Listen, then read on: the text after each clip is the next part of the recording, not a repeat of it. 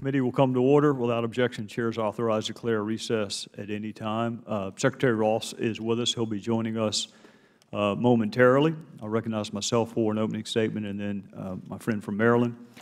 The census is constitutionally required. It is what ensures that just as every vote should be counted, every person should be counted. This is a condition precedent for accurate redistricting and accurate reapportionment. The census is not only important for purposes of constituting our government, it's also important for apportioning the resources and services of our government. So the census is vitally important for a number of reasons. It is also eminently predictable. There are a few things that can be foreseen, quite like the decennial census. It happens every 10 years, whether you're ready or not. So it's incredibly important, beginning with the fundamental truth of counting every one of our fellow citizens, and we know well in advance when it's coming. So we can't complain that we were caught off guard, and we can't complain that we didn't see it. So we have a couple more years before we actually count everyone, but now is the time to make sure that we are ready to count everyone with accuracy, with security, and with professionalism. We're all concerned with cost. Our fellow citizens are hearing about cuts in a number of areas, and there's concern about the deficit and the debt. So cost is important, but it's also very important that we get this done right, accurately, professionally, with security, and in a fashion worthy of the world's great democracy. What would be even worse than unexpectedly high cost is unexpectedly high cost coupled with less than full success. So we want to make sure the census is a success. We don't appropriate money on this committee, but we do help make sure the right questions are asked in a timely fashion. So for Secretary Ross, I appreciate his time, and I appreciate the time, frankly, that he's given our committee before today, as well as his appearance today. We live in a country that is increasingly skeptical of whether or not we can get things done right, in a timely fashion, in an incredible, responsible way. I think our country as a whole, irrespective of the region in which you may live or your political ideation, would appreciate a good news story. A story of how a government entity was prepared, efficient, and exceeded their expectations. So 2020 may seem like a long ways off, but it's coming.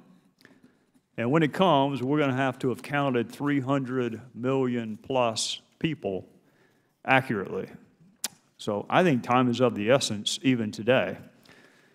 So with that, I would welcome all of our witnesses, especially Secretary Ross, and would yield the remainder of my time to my friend from North Carolina, the chairman of the subcommittee, Mr. Meadows. Thank you, Mr. Chairman. Thank you for your leadership on this particular issue. And as we go into this hearing today, I think it's critically important that we all realize that while 2020 is a good ways off, we have already missed critical dates, critical testing, and critical implementation that should have already been done according to our own schedule that we have had in previous hearings.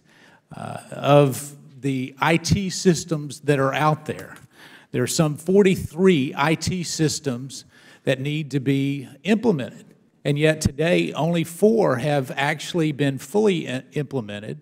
Another 31 are only partially done, and 18 have not been delivered in any form or fashion.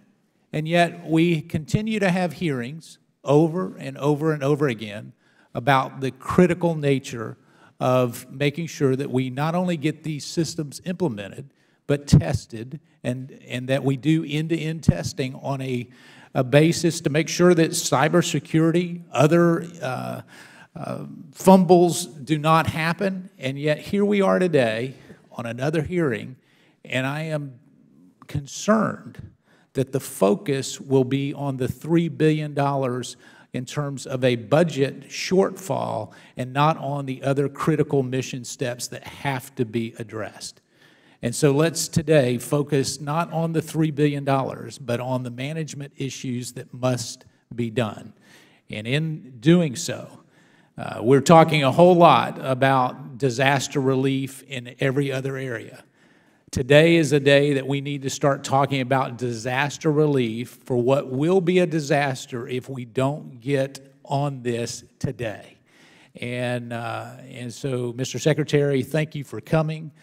For our second panel of witnesses, thank you for coming. I've been informed by some of your staff, Mr. Secretary, that you are on this and that you plan to make sure that this is not just a budgetary component, that it is a component that actually looks at the management, procurement, and otherwise. And I was pleasantly assured of that this morning, but we look forward to hearing more from you. I thank you, Mr. Chairman, for your leadership, and as we get this right, I look forward for this to be a good story in the months and years to come. I yield back. The gentleman from North Carolina yields back. The gentleman from Maryland is recognized. Thank you very much, Mr. Chairman. If there's one key point we can get across to those watching today's hearing, I believe it is simply this. The Census Bureau is dangerously underfunded and has been for years. And unless we do something about it right now, not yesterday, not today, but right this moment, this massive deficiency could imperil the fairness and accuracy of the census itself. Americans expect us to be able to do things right. And I think the chairman would agree with me. I think he just said it. We want to be effective and efficient in whatever we do. Mr. Meadows is right. We've got to, it's not just a thing of money, it's a thing of operation and making sure that things are done properly. So this is not a partisan observation. Both progressives and conservatives agree that current budget projections are way, way, way, way, way too low.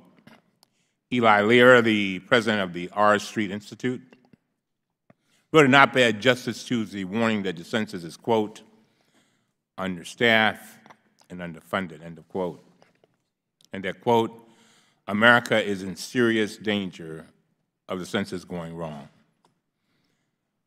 end of quote. Ladies and gentlemen, we cannot afford to allow that to happen. This is the United States of America, the exceptional nation. If we cannot count the 300+ million people who are in our country, I don't know how exceptional we will be determined to be. Last month, the Conservative American Enterprise Institute joined with the Center on Budget and Policy Priorities in warning Congress that current level of flat or near flat funding, quote, is unprecedented and would significantly undercut efforts to conduct an accurate survey, end of quote. They warned that, quote, shortchanging the census is penny-wise and pound-foolish, that it, quote, jeopardizes the Bureau's ability to implement cost-effective new technologies, end of quote, and it, quote, could backfire, costing taxpayers more in the long run, end of quote. I say that we are better than that. I'd like to show a few charts that illustrate this urgent problem. It won't show up on the screen, but members, it will show up on your screens at your desk. First, as we all know, funding for the Census Bureau historically increases dramatically in years 8 through 10 of each decade to accommodate the ramp-up in activities for the census in year 10.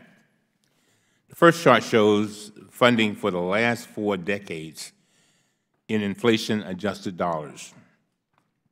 For the 1990 census, the Bureau increased from $596 million to $3 billion over the last 4 years.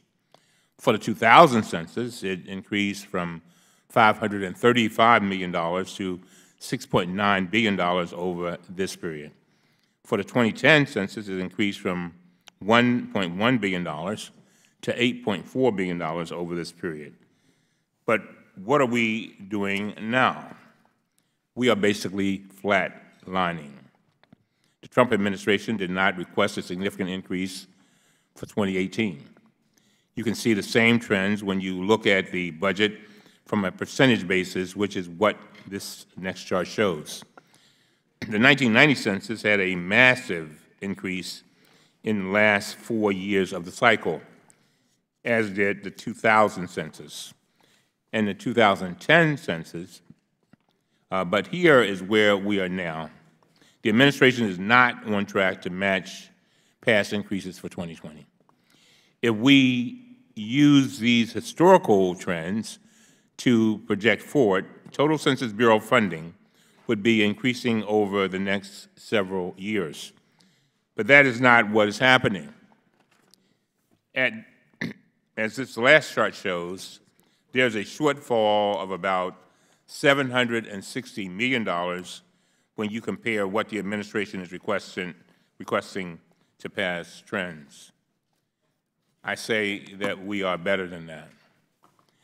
Now, Congress shares part of the blame, no doubt about it. In 2012, Congress insisted that the Census Bureau spend less on the 2020 census than it spent on the 2010 census.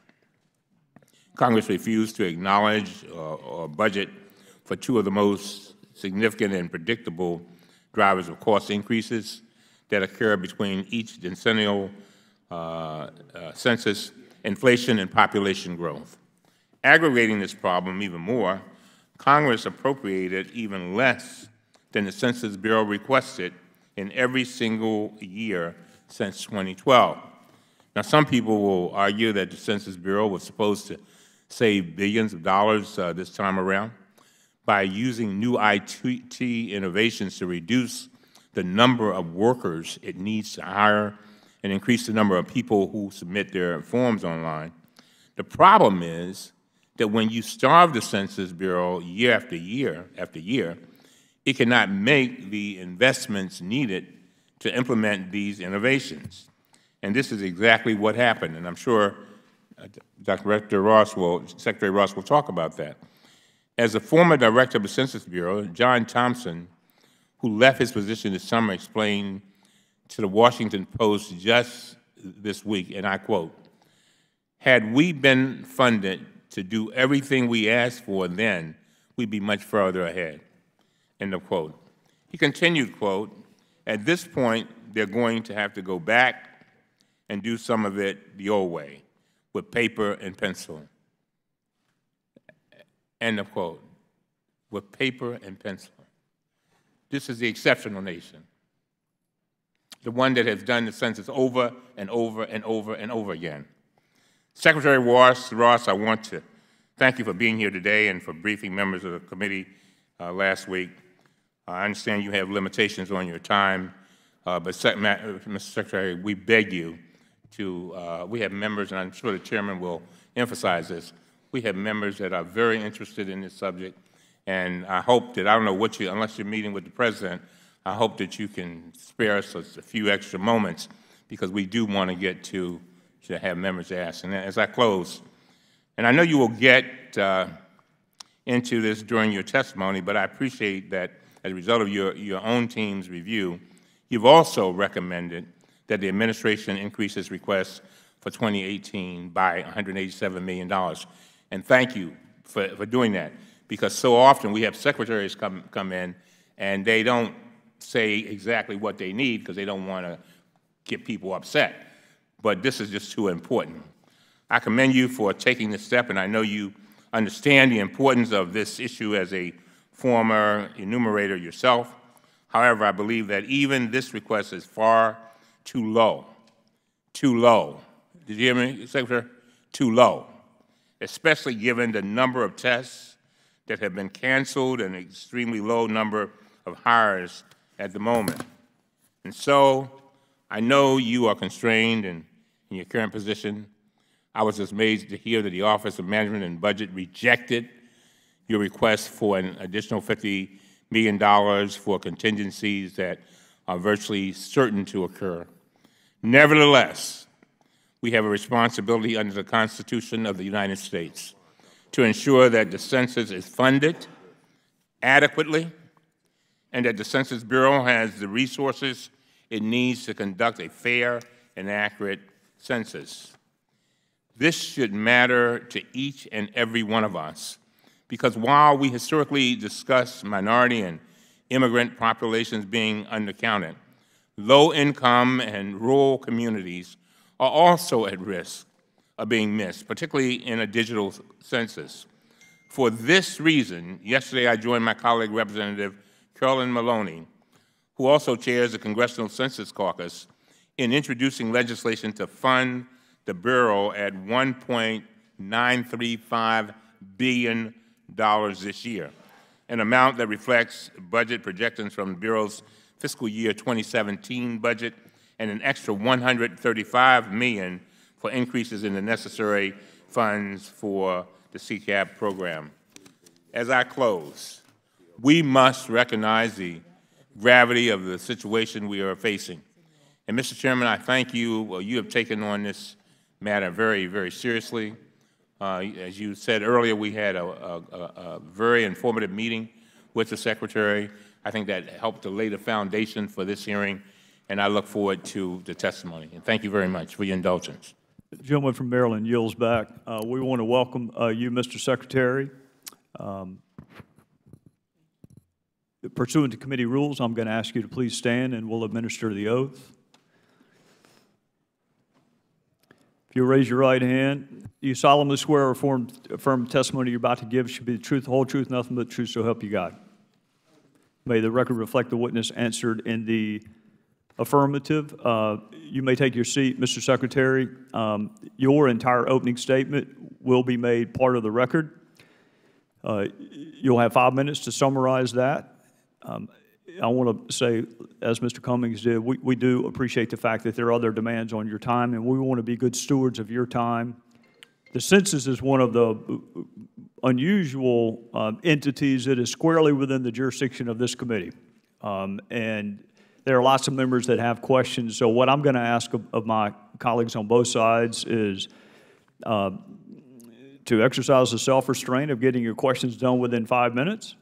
I'm notoriously slow on the gavel because it's hard to unlock the mysteries of the world in 5 minutes, but I'm going to ask my colleagues to self-discipline and get it done within 5 minutes so everyone can have a chance to interact with you and we can also be a good steward of your time. With that, I would invite you to turn on the microphone and you are recognized for your opening statement. Thank you very much. Chairman Gowdy, Ranking Member Cummings, and members of the committee, thank you for your continuing support and your discerning oversight. Thank you also for allowing the opening statements to be read while I was reviewing some of the newly developed materials so I could comment on it myself. An efficient 2020 census that provides a full, fair, and accurate count has been one of my highest priorities since being confirmed in February. I myself was an enumerator as I worked my way through business school, and so I have a strong appreciation for the responsibilities and the unique challenges of counting everyone in the United States once every 10 years. Any operation that must hire and manage 500,000 temporary employees with complex and new technological systems and with rigid completion dates is bound to be a difficult undertaking for even the most experienced managers.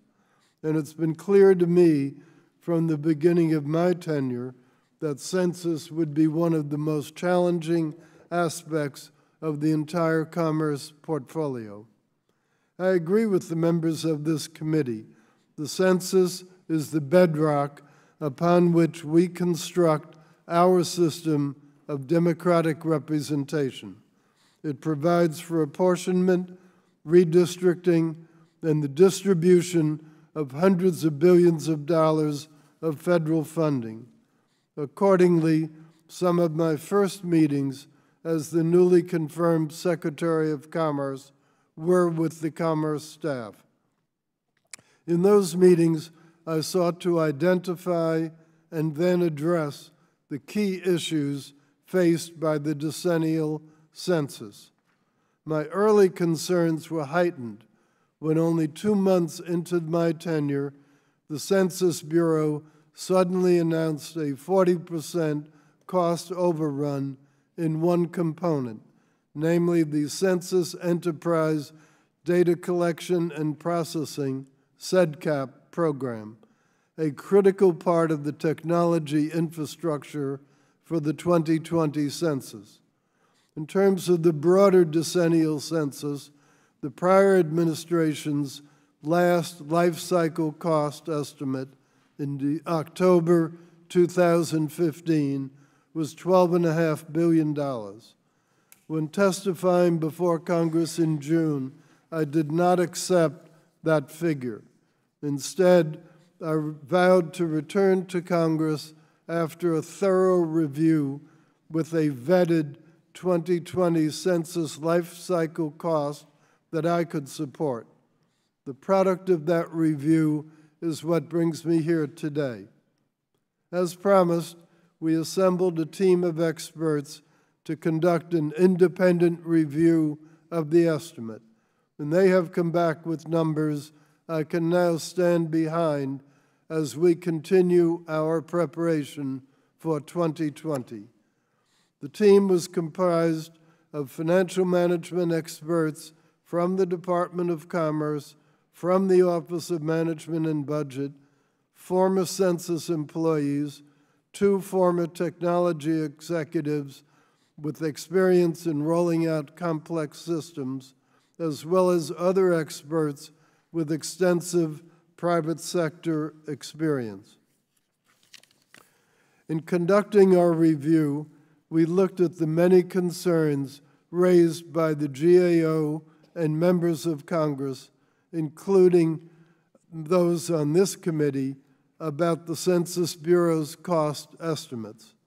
I'm aware of the funding statistics presented by Ranking Member Cummings and can assure you that the $760 billion budget shortfall and its impact is encompassed within our new life cycle projections. You will hear testimony from both the GAO and the Commerce IG discussing their concerns with the prior 2015 life cycle cost estimate. For example, the GAO estimated that the IT budget would be at least $4.8 billion. Our estimate is $4.96 billion, so $160 million over the floor that the GAO estimated would be the correct number rather than the previously used one. I share their concerns, and their testimony will underline the need and justification for this new life cycle cost estimate. GAO also points out that there are 43 technology systems involved in the 2018 end-to-end test.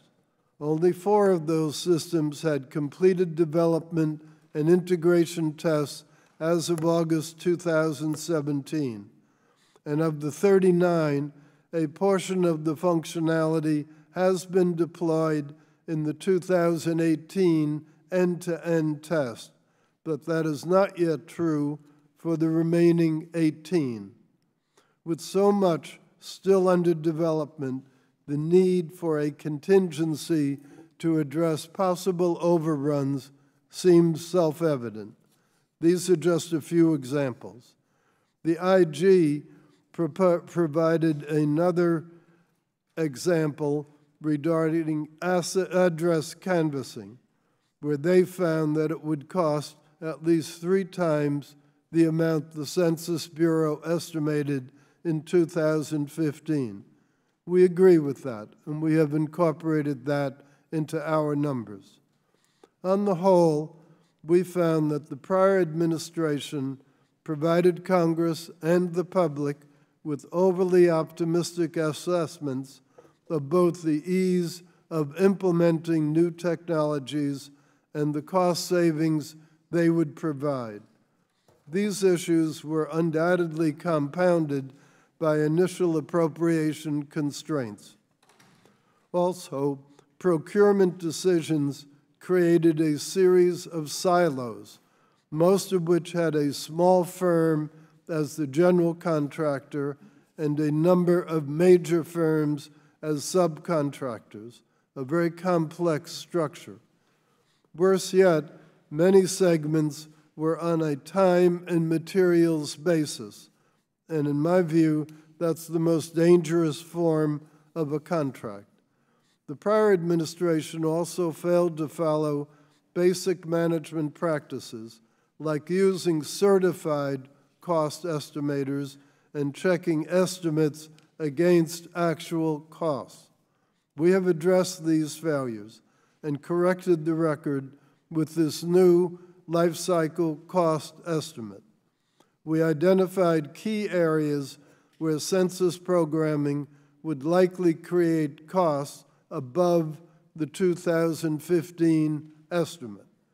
Those include declining self-response rates, increased public concerns about privacy and cybersecurity, high levels of mistrust of the federal government, tightening in the labor market since 2010, development and integration of new technologies, and the complex array of contractors and subcontractors.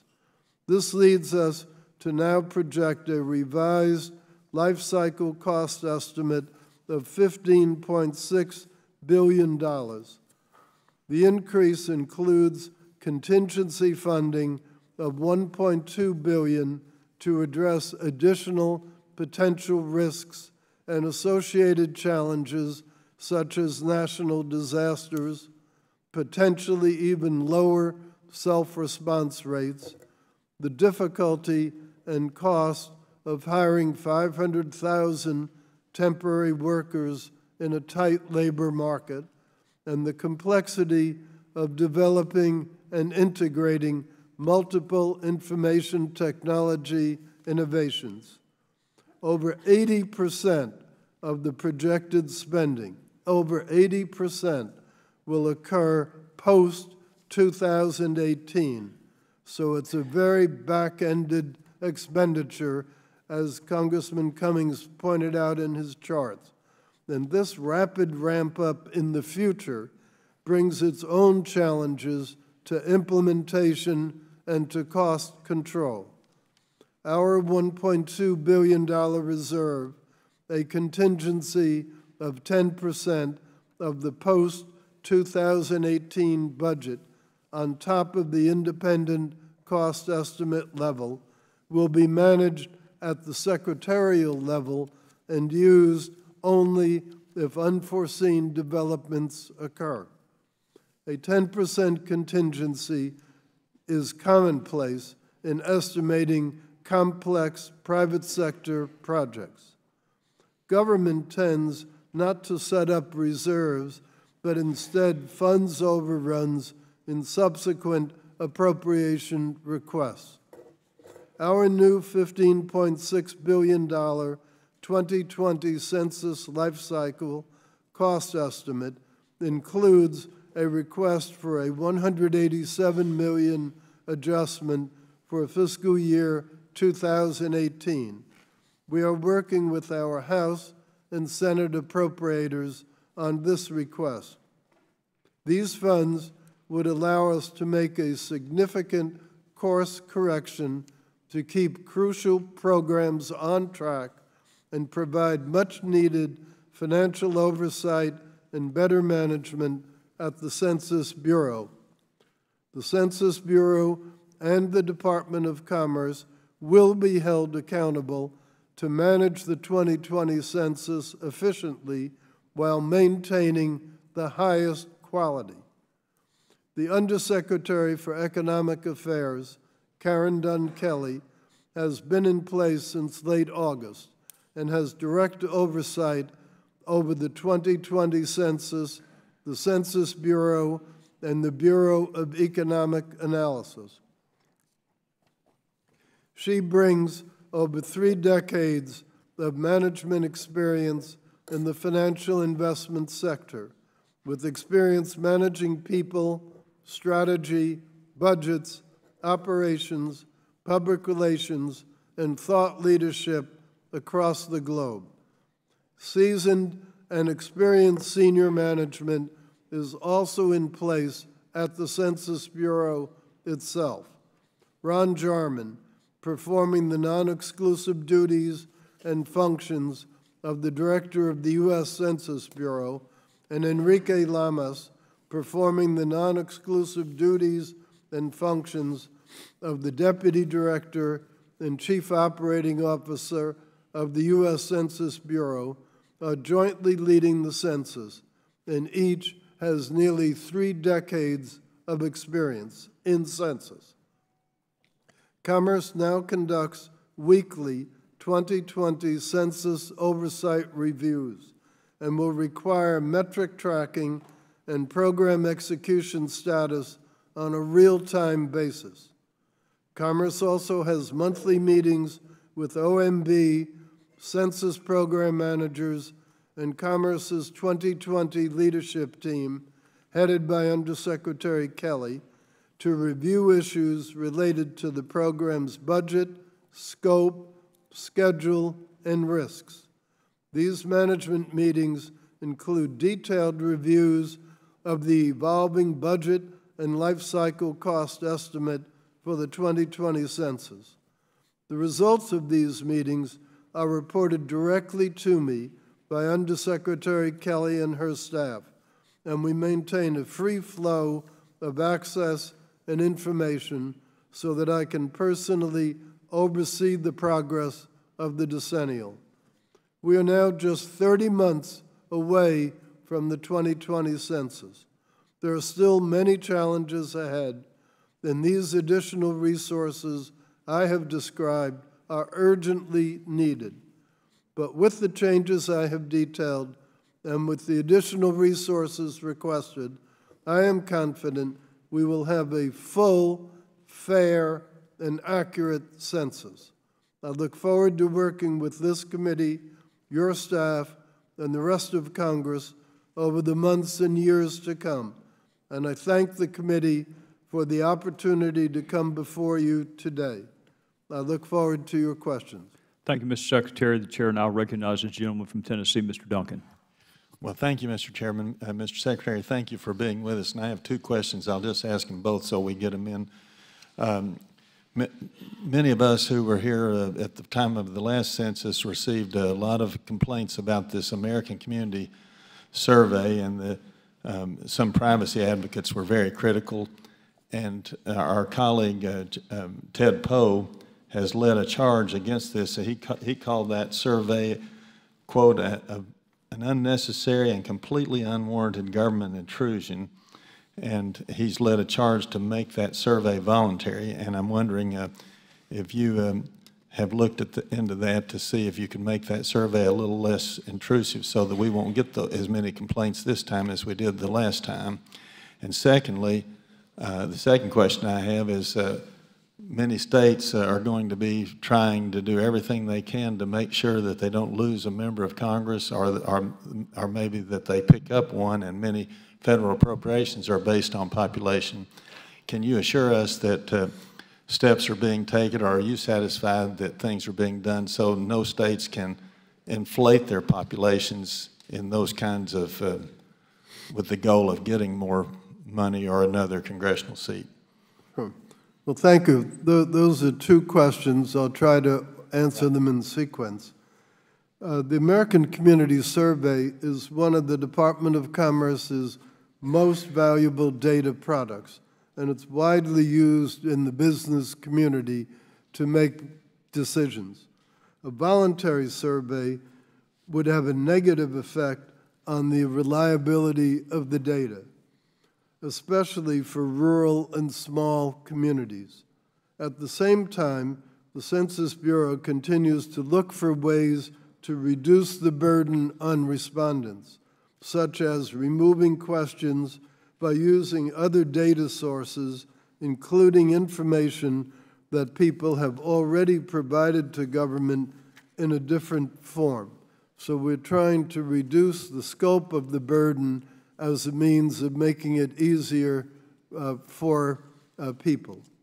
In terms of trying to assure that we really do count everyone, we've made a number of changes. First of all, the communications budget for the 2010 decennial census was $350 million, and that included outreach to non-primary English-speaking communities.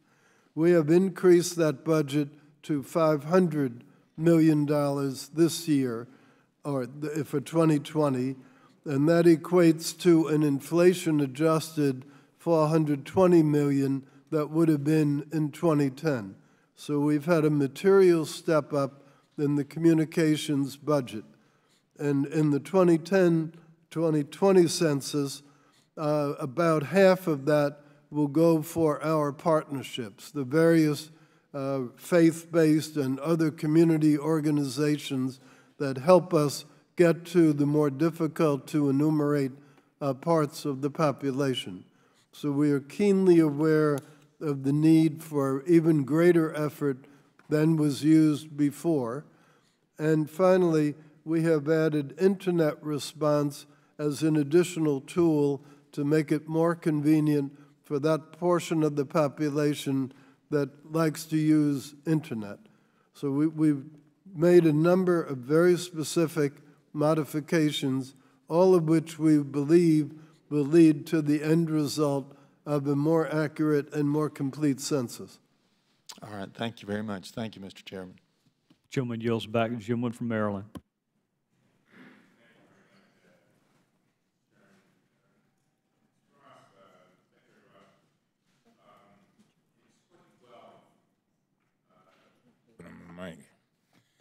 In 2012, Congress directed the bureaus to spend less than the 2000 census, and I quote, not adjusting for inflation, end of quote. Since that time, Congress has basically starved the Bureau of funds and has appropriated less than the Census Bureau requested in every single fiscal year since 2012. This must have negatively affected the Bureau's investments in new technologies. Is that right? In other words, did it affect your investment in new technologies, sir? Well, the expenditures you're describing, if I understand it correctly, are the ones prior to the present period. And I have seen the chart, and it roughly parallels, even though the distribution year by year isn't the same, the 2021 roughly parallels the expenditures for the 2010 census. The 2020 census is heavily back-ended, as were the prior ones, but it's even more so because of the nature of the technological changes that we're making. So if you would superimpose on your chart and in the supplemental material that I file after today, I'll fill in the blank for you and show you how our projected budget for 2020 would compare both with the fluctuations, the amplitude in the prior ones, and you'll see we are coming to a significantly higher absolute level than they had been. Okay. Well, in previous decades, this is the year 8, when there are larger funding increases as the Census Bureau historically ramps up towards Census Day. However, the Trump administration did not seem to recognize this precedent earlier this year. The president requested only a 1.8% increase in funding for the Bureau in fiscal year 2018. Is that right?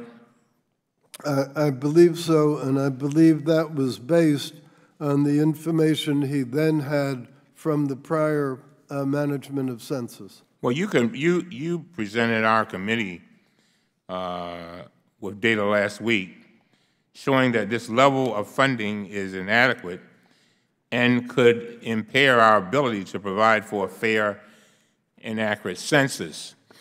You are now requesting an additional $187 million to make up for what your department termed a, quote, shortfall, end of quote, in the budget request for fiscal year 2018. Is that figure correct?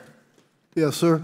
I believe we do need 187 million more than was in. And OMB supports that request? Is that right? I'm sorry? And OMB supports that request? That's my understanding. You also informed the committee last week that you, at the Commerce Department, as well as the Census Bureau, believe that you need more than that amount to fully be prepared for all eventualities. You asked for an additional $50 million to cover contingencies that almost certainly will occur. Is that correct? Yes, sir. But OMB denied this request. Is that right? For the contingencies. I don't know that they have taken a position on the overall life cycle cost. Our focus, because of the urgency of the budget, had been on getting their support for the immediate request for an additional appropriation. Do you know whether that came to the attention of Mr. Mulvaney? Oh, it's been brought to Mr. Mulvaney's attention by me. And I see I'm running out of time, but do you know if the President is aware of your request for the additional $50 million? I have not personally spoken to the President about it. Last question. So what will happen if problems arise? How will you obtain funding to cover them? Well, we believe that the $187 billion will cover us through the fiscal year 2018. We're reasonably comfortable with that. The bigger risk comes after 2018 because that's when 80% of the money will be spent. Right. So 2018, we think, is pretty high visibility, pretty well within hand. It's post that period that needs the big contingency. All right. Thank you, Mr. Chairman. Gentleman yields back. Mr. Comer from Kentucky. Thank you, Mr. Chairman. The Bureau's contracts, I'm going to ask a question about the contracts, are set up as time and material contracts, which means there are limited incentives for contractors to control labor hours and costs. To your knowledge, what was the thinking behind this type of contract? I have no idea, sir. I've been less worried about re-exploring the past than about trying to make sure we get our arms around the future. What do you think the department can do to manage these contracts more effectively? Well, we're interacting quite aggressively with the contractors, and that's about all that we can really do. Many of the contracts have very severe cancellation provisions and would be very disruptive to cancel at this stage in the game in any event. So I think we have to manage through the process pretty much with the existing group of contracting parties. But the intensity of interaction, I can promise you, is a lot more than it had been. Okay. Well, one more quick question, Mr. Secretary. With respect to IT, are you concerned that certain IT products and systems may not be delivered in their final form in time for testing during the 2018 end-to-end test? So far as we can tell, the ones that are incomplete are reasonably on schedule, but it's always the last 10% that's the devil. It's just like in any contract, the devil's in the details. Okay. Well, thank you, Mr. Secretary. It's an honor to have you here. I'm a big fan of yours when you were on CNBC a lot over the years, but I yield back, Mr. Chairman. Gentleman yields back. Ms. Maloney. Thank you. First of all, Secretary Ross is from the great state and city of New York, and I'd like to welcome you here today and thank you for your public service. In your comments, you seem very committed to getting an accurate count, which is mandated in our Constitution. But if you look at the spending levels, granted you're just new in this job, but for the census for 2020, the spending, the red line is way behind, you know, the prior censuses from 2010, 2000, and 1990. And as a businessman, Could you raise the chart a bit? I can't see the whole thing. you know what? Let's take it down and give him one of these. But anyway, this is a chart that we have on it, on the ratio of the census budget to year one of the decade. But in any event, as a businessman, it's hard to achieve the results without spending. So I certainly support your spending request of $187 million. And I think it's a good start, but I don't think it's good enough. You have a lot to catch up on. Several of the dress rehearsals were canceled, the foreign language rehearsals canceled. This is a major undertaking. It's one of the major undertakings of our country. And if we don't have a good census, you know we don't have good data for government policy or business policy. So I want to know what you're doing to address the immediate problem. And as I understand it, your increase of $187 million is basically for IT work.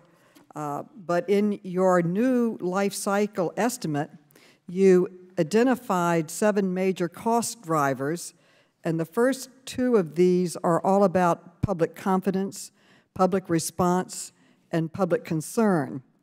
And these cost drivers can be addressed through education and outreach and promotion of the census, and we've seen that before. The 1990 census was called a failure because there was a declining response rate. So in 2000, the 2000 census, the Congress allocated more money and called for a paid advertising campaign and for partnership outreach and all types of efforts to build up participation. And both in 2000 and 2010, we were successful in increasing the public response rate, which is what it's all about, getting people to participate. But by getting the public response rate up, it was critical in keeping the expensive follow-up methods that you have to do if there is an undercount. So that's very important.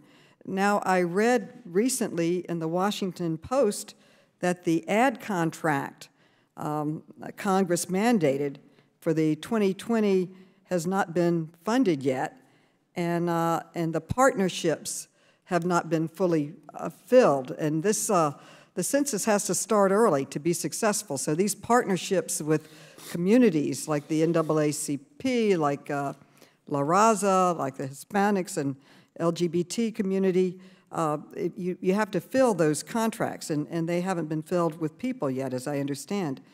And nowhere in your testimony or your documents do you propose fully funding the ad contract as originally planned, let alone increasing the contract to start addressing the later start in tracking these cost drivers that you identified in public outreach.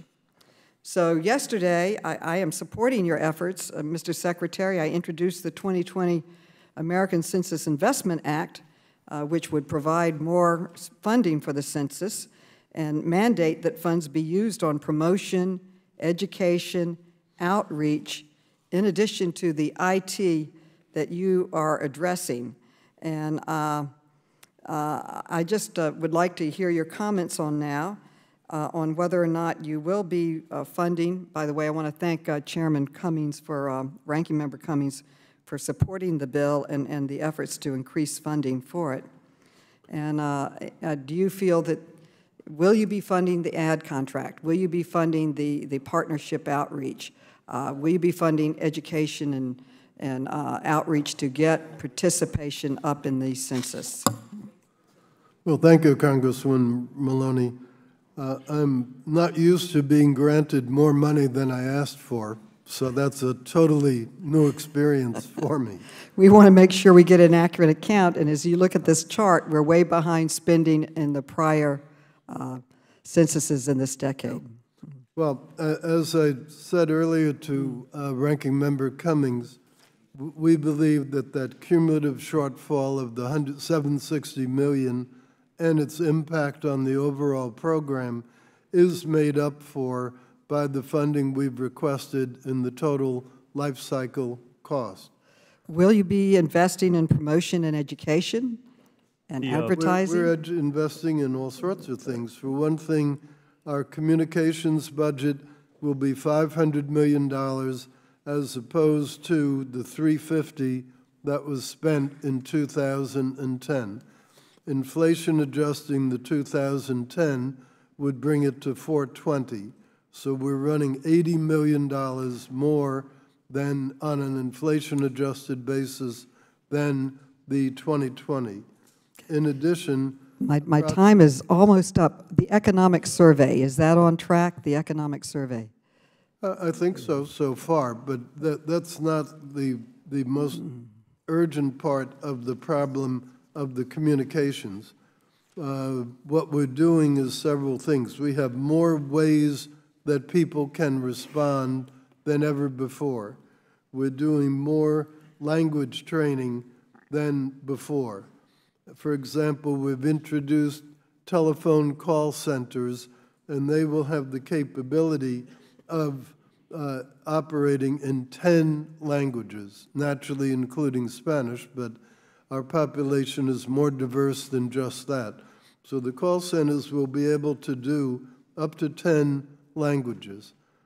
In addition, the census enumerators will be able to provide support through the nature of people we select in multiple languages. We're trying to match the characteristics of the enumerators to the characteristics of the population in the area that they will be surveying. As to the partnerships, we certainly agreed that those are a big key, and those will include national organizations, state and local governments, churches, and other faith-based organizations, health clinics, legal aid centers, and other support mechanisms. So we're trying to work with all of those, and the partnership program will consume approximately half of the $500 million budget for communications. It's about $248 million will go for the partnerships. So we believe that we are dealing adequately with the need for those. The gentlelady. Thank you. Thank you very much. Gentlelady yields back. The gentleman from Texas, Mr. Farenthold. Thank you, Mr. Chairman. I'm over here in the corner, Secretary Ross, other direction. Oh, sorry. Got a couple of questions for you. It seems to me that the Census Bureau has this attitude of we've got to do it ourselves and aren't looking to products that may be already out there or companies that you might be able to contract with to save some money. For instance, it's my understanding that the Census Bureau has received numerous recommendations, including some from the GAO and the Census Scientific Advisory Committee, as well as the private sector, how the Census Bureau could better use commercial mapping and GIS, that's Geographic Information Technologies, which would yield a large cost saving and increase productivity. However, to date, the Census Bureau doesn't appear to have recognized or implemented any of these recommendations. How come we haven't been looking at some things like that? Well, there were very many private organizations contacted in the original process. I can't vouchsafe the process by which they made the final selections they did. That, as you know, basically occurred years before. But we're dealing with the contracts that we do have. We believe that these are qualified people, and we believe that we will be able to get the job done if we get the additional funding that we have requested. Well, can you maybe provide in terms of lessons learned, but one of the things we intend to do as we go along is to keep careful track of further improvements that should be made in subsequent censuses.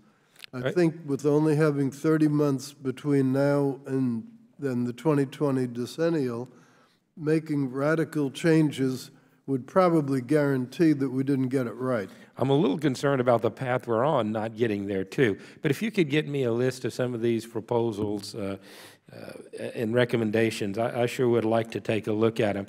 I mean, just as an old computer guy, we do the census every 10 years, and there are very few computer systems that have an effective life beyond 10 years. So we're going to gear up with this new computer system in 2020, and here we are in 2030.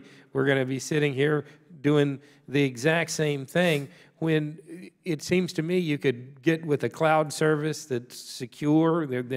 We've got those that the government uses now, and get an application written for people's phone, and this seems a whole lot simpler. And this cloud service that we would use would buy the computers and size them the way they need to be sized so they worked, and then when we're done with needing that massive capacity, they're there for them to use for their other clients. And to me, that just makes economic sense, rather than trying this government attitude of we've got to do everything ourselves, especially in IT, where I think the government really struggles.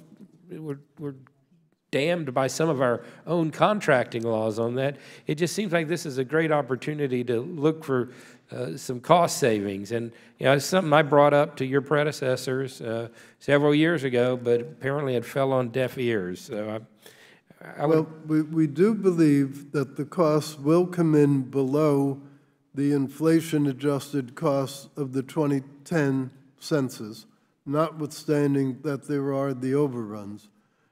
My predecessors estimated that the inflation-adjusted cost of 2020 using the 2010 methodology would have been $17.5 billion. So we're more than $1 billion below that with all the problems that have occurred. Second, in terms of using existing databases, we do where we can. For example, we're making a lot of use of administrative records, the postal system records, local the IRS records, Social Security records to check IDs, things of that sort. But the truth is, Americans are a very mobile population. Something like 12% relocate each year. And if I'm running out of time, I do want to make one more comment. I do think the Postal Service is an unused government resource. It could be of more help to the census than I think they're currently used. You've got Postal Service employees that visit almost every American resident 5-6 times a week. So I think there's a great resource there that may be underutilized. My time has expired, but if you'd like to comment further, I'm sure the chairman will. We are. We're using the Postal Service, and as I say, the IRS, Social Security, Medicaid, Medicare records, the Indian Health Service, every database that we can imagine, because we really are trying to make sure we count everyone and that we count everyone one time. Thank you, sir. I yield back. Gentleman from Texas yields back. The gentleman from Missouri, Mr. Clay, is recognized. Thank you, Chairman Gowdy, and also thank you, Secretary Ross, on the top, for your testimony. I don't know the geography of the committee well enough to know where everybody's sitting. I understand. And really, the census is about three things: money, information, and power. And no community or state wins if we fail to get this right. And our nation will be the ultimate loser. And as you all know, our country is more mobile, as you said, and much more diverse than ever before. And sadly, in some parts of our nation, residents have a high level of distrust for the federal government, which makes them less inclined to take part in the census. That's true in urban communities like the one that I represent in St. Louis, which always struggles with a lower self-reporting response. And generally across the nation, African Americans, Latinos, Asians, new immigrants, and the rural poor are at a much greater risk of not being counted. A costly mistake they will pay for an entire decade. And that's why the underfunding the Census 2020 outreach programs to hard-to-count groups is such an enormous bipartisan threat to every state and every district that we represent. And I guess I want to start the line of questioning following up on Ms. Maloney's questioning. Hard to count, hard to reach audiences, and lack of funding for this initiative, Mr. Secretary, which is part of your communications contract, must receive the full attention of your administration. And I say that because the component of the communications contract they need to be made full partners in the communications effort because that's where the challenge will be on how we get to those hard to count populations. So if I could just hear your concerns about that and where we're going with it. Surely. The entity overall in charge of communications is Young and Rubicam, Yes. which also was involved in the 2020 decennial. So first of all, we have the institutional knowledge that they gained by their role 10 years ago. Second, they have retained something like 15 individual firms that specialize either in different forms of media or different ethnic groups. So we tried to pinpoint. Further, I may not have made it clear in what I said before, but the $500 million of communications is in addition to the $248 million for the partnerships. So altogether, we're spending $748 million on this outreach initiative. And when you consider how many total households there are, that's quite a bit per household. And if you take out of that the ones that are easy responders, you'll find we're spending an enormous amount per household on the ones that are difficult to reach. And that's quite a deliberate thing. We have been conservative in our estimate of those who will give voluntary response. Last census was 63.5%. We're assuming that that may drop down to 55%. So we've assumed, despite massive communications, we've assumed that a higher percentage of the population will still need the foot soldiers clogging around, ringing doorbells. Sure. And your partnership program also calls for testing of communications methods, all communications Yes, sir. elements. Yes, sir. And that has been canceled for 2018. So how will these elements be tested? Well, it hasn't been canceled, it's just been postponed. It's been postponed, but Yeah. so in sometime in the calendar year of 2018, Yes. it will be tested. Yes. And I thank you for that response, and I yield back. Gentleman yields back. The gentleman from Georgia, Mr. Heiss, is recognized. Thank you, Mr. Chairman, and appreciate you being here, Mr. Secretary. Who is responsible to deliver the IT products on time? Who is responsible? Well, the Census Bureau is responsible. Then they have a whole series of contracting parties. If you count them all up, they're probably 100 individual entities. But at the end of the day, somebody's got to be responsible that the product is delivered. Well, ultimately, me at Commerce and Karen Dunn Kelly as the oversight of Census. So why are the IT products not delivered on time? What is the holdup For the delivery of the modernization IT products? Why here we're going to end and we don't have what we need? Well, I think the original estimates as to how long it would take and how much it would cost to get to those products were flawed. So some of it may be contractor not performing as well. I can't judge what went on prior to the present, but I think it's a combination of over-optimism on the part of Census and maybe some errors on the part of the contractor. So is there any accountability, is there any penalty for not delivering on time what was promised to be delivered? Well, each contract is different, but when you're on a time and materials contract, the concept of penalty doesn't really work very well. So we're just going to have ambitious, we hope to deliver, but we won't deliver, and there's no accountability. There's not as much accountability as there would have been if there were fixed price, fixed time contracts, but that's not the situation that we're faced with.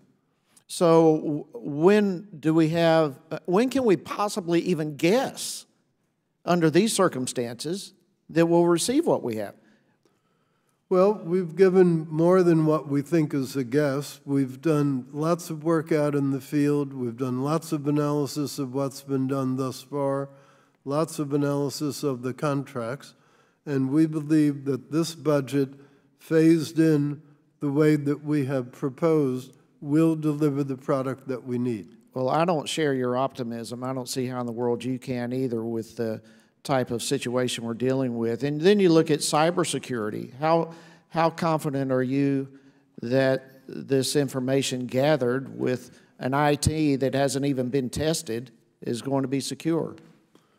Well, in today's world, you can't be sure of anything in terms of cybersecurity, but I can assure you the systems we're putting in are far more robust than anything that has ever been done before in Census. Well, I know last year the CIO for Bureau made a similar statement, said he had great confidence that the cybersecurity was intact, and yet the system hadn't even been tested. How in the world can you have that kind of confidence on something we know nothing about? Well, first of all, I didn't say I have confidence that it's impenetrable.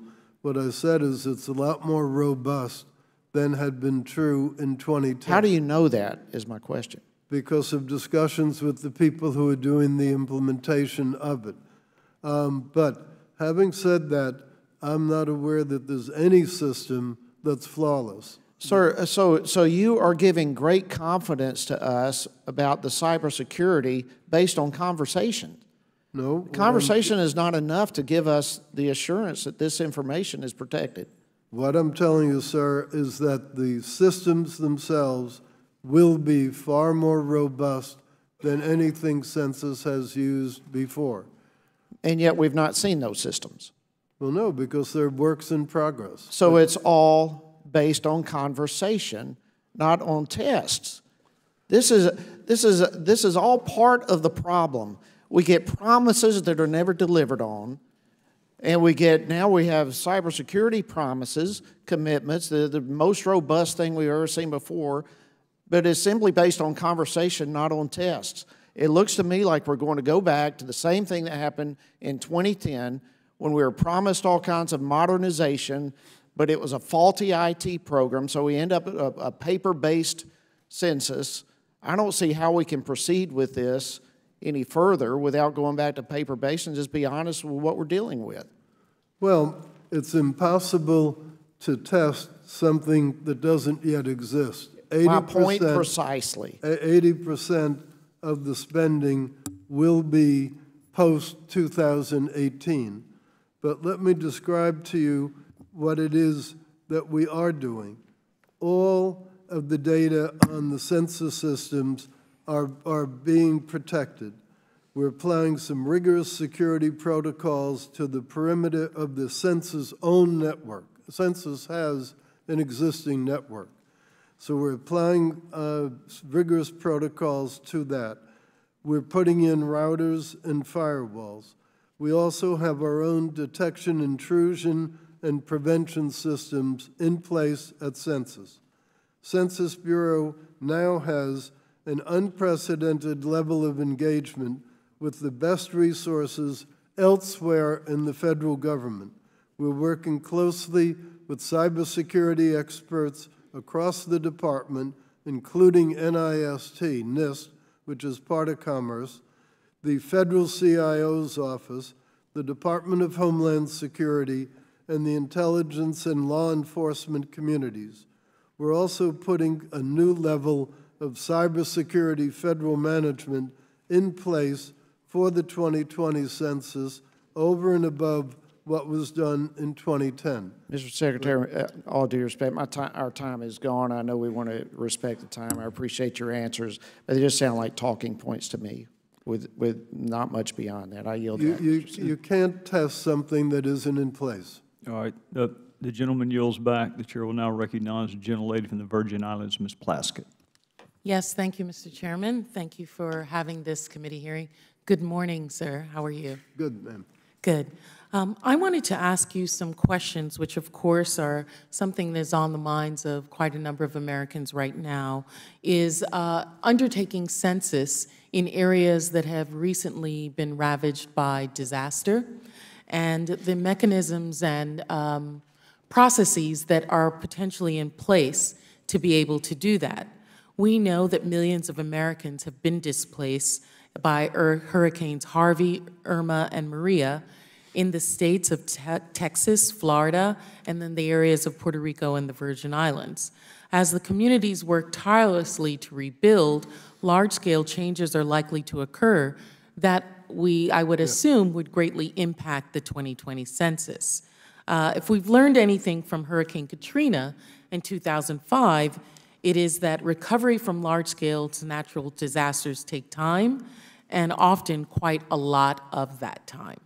A 2011 report by the Leadership Conference on Civil and Human Rights illustrated that challenges to enumeration activities still exist in the Gulf region in 2010, almost 5 years after Katrina took place. And the report highlighted issues such as large numbers of individuals in temporary housing, informal housing arrangements, high rates of vacant units, significant changes in both new housing stock and population shifts in those affected areas. Mr. Secretary, do you agree that the Bureau is likely to encounter many, if not all, of these challenges due to the destruction caused by this year's hurricanes and perhaps future hurricanes before the census takes place? Well, you're surely right in pointing out issues. Here's what we're doing. During the 2010 census, they changed the operations in the areas that were hit by Katrina and Rita. Basically, what it involved was putting more people on the ground to deliver questionnaires directly to housing units and updating the addresses while doing so. We can do something similar in 2020 as needed. If it does turn out that we need that, it will cost more money, but we've tried to allow an amount for these types of contingencies, provided that the natural disasters are not more extreme than we've experienced in the past. In addition, we have a particular problem in the U.S. Virgin Islands, and for that matter in Puerto Rico. We conduct the decennial census in those territories by working directly with territorial governments to build and implement the operations that best fit their respective situations. We're currently developing our approach for the 2020 with the government of the Virgin Islands, and will ensure that the operations take into account the impact of the recent hurricanes. Excuse me, sir, when you say particular challenges, what have you seen in the past as being uniqueness of trying to find census data in areas like Puerto Rico and the Virgin Islands, besides the obvious that I know, which is that we don't have street addresses? Right. Well, as you know, the census has confronted those basic problems over and over and over. So every time that they've gone through it, they've learned something from the process. The difficulty we have now is that the issue of residents has been terribly compounded by the awful destruction that occurred. So the magnitude of the task has become greater than it ever had been. And will your budget reflect the magnitude of these hurricanes? We have tried our best to do so. And I know in the past that you've done a good job of not just partnering with the local governments, but with community organizations as well, that they have been somewhat of boots on the ground for you. Absolutely, absolutely. And that's why we've allocated $248 million for partnerships with local community organizations. Okay. Thank you. Thank you very much. I yield back. The gentlelady from the Virginia line yields back. The gentleman from Alabama is recognized. Thank you, Mr. Chairman. Thank you, Mr. Secretary, for being here today. I understand some of the frustration that my colleagues have expressed. And to give you an example, the GAO and the Office of Inspector General have cited a number of issues with the Census Bureau that honestly you inherited, to be totally truthful about it. But the frustration is that these don't appear to have been adequately addressed. For instance, the GAO included the 2020 census on its high-risk list for 2017. In fact, over the last 3 years, they've issued 30 recommendations. But as of January of this year, only 6 have been implemented. Are you familiar with this list? Well, we have been working closely with the GAO. You will be hearing from them a bit later, and we are cooperating with them in their audit of the work that we've been doing. Mr. Secretary, we only have 5 minutes, and I want to give you an opportunity to answer. This is a yes or no would be sufficient. Are you familiar with this list of 30 recommendations? I couldn't hear you, sir. Are you familiar with this list from the GAO, the 30 recommendations that they've made over the last 3 years? Sure. And you're aware that only 6 have been implemented, have been followed up on as of January of this year? As of January, that was true. I believe there's been some further progress since then, and there will be continuing progress. I think it's extremely important that when the GAO or the OIG make recommendations, when they have findings of issues, that federal agencies, federal departments act on them. I mean, it's frustrating to the folks who are doing the work. It's frustrating to us in our oversight capacity. And it's not just with the Census Bureau. This has occurred in other agencies. But there's a mounting frustration that we identify problems and they don't get addressed. So my question to you, sir, is this a top priority, mid-level? I mean, how serious are you taking these? Well, it certainly is a top priority. And I think you'll find the OIG testimony pretty well mirrors the top management challenges report that we put together. What happened prior to January of this year, I can't account for. I was confirmed February 28th. I realize that, and I made that clear, that you inherited most of these problems. But the thing that we want to know is that under your leadership, that this is taken seriously. I mean, the cost estimates, for instance, we've known this. The GAO began questioning that in 2008. No, it certainly is. And my testimony today focused on a lot of it. One of their recommendations is the Bureau needs to manage the risks of implementing innovation. Well, you heard my testimony. I totally agree with that. And we're much more heavy-handed in the management than there had been before. Second, the Bureau continues to face challenges in implementing and securing key IT systems. 100% true, for sure. And the 2018 end-to-end test will probably reveal some more deficiencies that we'll have to deal with. Well, my colleague from Georgia expressed frustration with the testing process, and I appreciate your response that you can't test a system until the system's in place, but Right. And we've had, the Bureau's had a number of problems in terms of failing to adequately test systems and products, and when they do test them, they're not using the results to inform their decision-making. well, we will. Well, that's comforting to know, and I am certain under your leadership that that will happen. But that's one of the frustrations, again, that we have, is that you have the GAO, the OIG, this committee making recommendations, and it's not just the Commerce Department or the Census Bureau. This has happened a number of times with other agencies. But we want to make sure, this is such a serious issue, we want to make sure that systems are tested and the results are used in decision-making. Mr. Chairman, I appreciate the opportunity to submit the questions, and I yield back. And the IT part was a very key one in the GAO recommendations. And as I had mentioned earlier, our budget is more than what they felt was the minimum required. They came in thinking that, as opposed to, I think it was 3.6 that the former administration had estimated, I think they recommended 4.8 or more.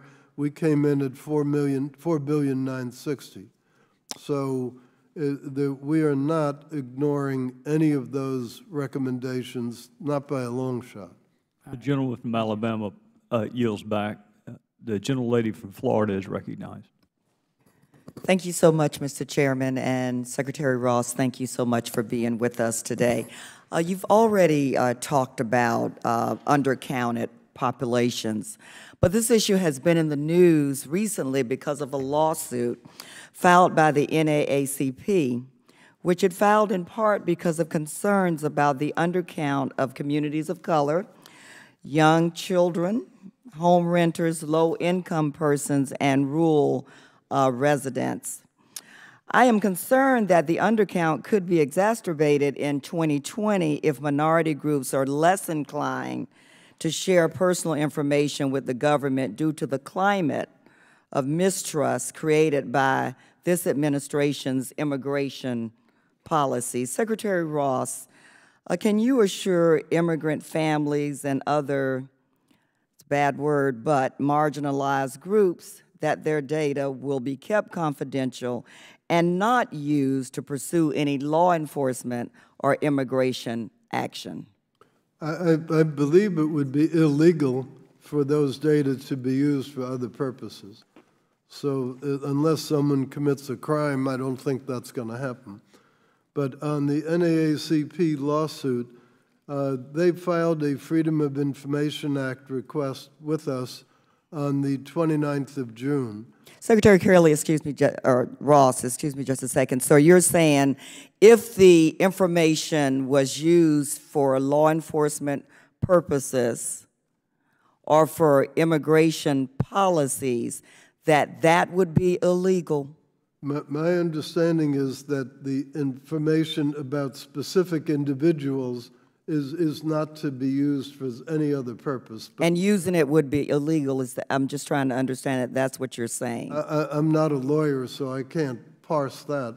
But as I understand it, it is not to be used for any other purpose. Okay. You know, one way, I know you've also spoke about partnership programs, and certainly I believe that additional programs of that nature may lessen some of the concern. How many partnership specialists have you hired, and how many do you anticipate hiring by Census Day? Oh, there are quite a few. Let me see if I can get you the exact number. Okay, and while you're looking for that, I think my colleague, Mr. Clay, talked about testing of new processes, Okay. particularly— The answer is 40 people. 40, and how many do you anticipate hiring by Census Day, or is that the total number? 40, I believe, is the total number. Okay. To date. To date, okay. Thank you very much. Any anticipated numbers by Census Day at this point? Well, we aren't sure. We'll see how much comes in. A lot of firms, a lot of community organizations are well aware of the census, have participated in it before, and are signing up themselves. So depending on whether we get a good flow consistent with improving it over the last time, that'll determine how many people are needed. Okay, thank you for that. I know you also spoke about testing of new procedures. I'd like to talk particularly about in rural, island, and tribal areas, and also tying those procedures to the budget constraints that we currently face. Secretary Ross, what are you doing to ensure that these new processes will work smoothly in rural, island, and tribal areas?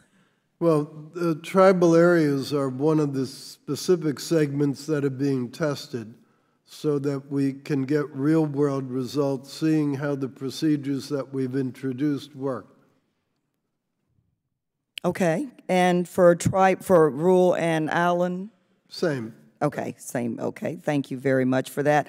On the Census website, it says, and I quote, "We promise that we will use every technology, statistical methodology, and physical security procedure at our disposal to protect your information," unquote. Could you talk, Secretary Ross, a little bit about how the adequate or inadequate funding might affect that promise? Well, we believe that the funding we have requested will provide us the resources we need for that purpose. And if you do not get the funding that you requested, are you still able to fulfill the promise that is on your website? Well, we will do the best we can with the resources we get, but we think that the optimal amount for the proper job is the amount we've requested. Thank you, Secretary Ross. Mr. Chairman, I yield back. Thank you. Gentlelady from Florida yields back. The gentleman from Iowa is recognized. Thank you, Chairman Gowdy. Secretary Ross, thank you for being here today. Good to see you again, my friend. 15.6 billion, I guess, is the latest estimate. In Iowa, that's a lot of money. It is to me too, sir. 125 million households, I think there are. So the math, if I'm correct, is about $125 per household. That's about right. To do what we want to do. Does that strike you as a large number per household? What are your feelings about that? It is a large number, and it's even a larger number when you consider that the vast bulk of that is spent on getting the last few million in. Because the ones who respond to the initial mailed document or respond over internet, the cost of those is very small. It's the more difficult to enumerate people that are really the most expensive to get to. The last few million people are going to cost infinitely more than the first few million. And that's why the response rate is so critical. You're a private sector guy. I'm a private sector business person as well. Can you just, in 60 seconds, let me know how much, are we utilizing the private sector? I'm thinking of, for example, Google. Probably didn't spend $15 billion to map the entire United States visually. And are we utilizing the technology and the resources available in the private sector to the extent possible? I believe so. I believe so. Can you expand on that just briefly, or especially the technology piece of this? Right. Well, where the Google-type technology is helpful is in locating physical structures. It doesn't really go within the structure to the individual person. So our task is first to identify the physical structures that have residents in them, whatever the nature, whatever the formality or informality of the living arrangements. But then the real test is to get inside them and find out exactly how many people are there. So that's where the self-responses are very helpful, and we're providing for internet self-response. We're providing call centers to make it easy. Everybody's going to be getting mailings. And then finally, as a last resort, we'll use the primitive thing of a guy knocking on the door. And speaking of, I'm glad you said a guy knocking on the door. Back in my district in Iowa, I've delivered the mail with postal carriers. One of them brought up an idea to me. They said, why doesn't, when we do the census, why don't they use us more? He said, for example, I know exactly on my route how many people live in each house. I know their names. He said, I know a lot about them. He said, why don't they utilize us? I said, that was a great question. I'd like to pose that to you. Oh, we do. Our fundamental database is the postal system, no question. But because people move, people die, all kinds of things happen. Something like 12% of the population relocates during the course of a calendar year. And within the more difficult to enumerate portion, there's probably even more mobility than there is, say, in single-family home in a little town. So it's very, very complicated, but we do begin with the postal system records, for sure. So you use their database. Can we also utilize the man knocking on the door? Can we utilize the postal carrier for that? The man knocking on the door is the last resort. Only when all the more efficient mechanisms have already been used. I got looking at the $15.6 billion, and I thought, Mr. Secretary, if you and I formed a company, I'm guessing we could do it for $8 billion, save the government $7, and you and I would put a few dollars in our pocket, I'm guessing. Is there any truth to that? Well, I don't know. We are where we are, and we do think under the circumstances we really need the 15.6. Thank you very much. Thanks for being here, Mr. Secretary. I yield back my time, Mr. Chairman. Gentleman from Iowa yields back. The gentleman from Pennsylvania is recognized. Thank you, Mr. Chairman. And Chairman Gowdy, I want to express my appreciation for this hearing. People don't think about the census that much, but it is such an important thing. It's not just because it's constitutionally mandated that we need to get it right. We need to get it right so our American federal government can work better for everybody. We need an accurate census. We need to know where the people are. We need to know where the jobs are. We need to know where the poverty is. We need to know how the economy is changing. We need to know what the government needs to do and maybe needs to stop doing, and where these things need to happen. So much of policy depends on an accurate census. We need to get it right. Secretary Ross, it's good to see you again. I saw you in May when you came and testified before the House Appropriations Committee. And I want to touch on some areas that we do have concerns about. I think all of us in this room share the concern. We need to get this census right. We want to learn from past mistakes.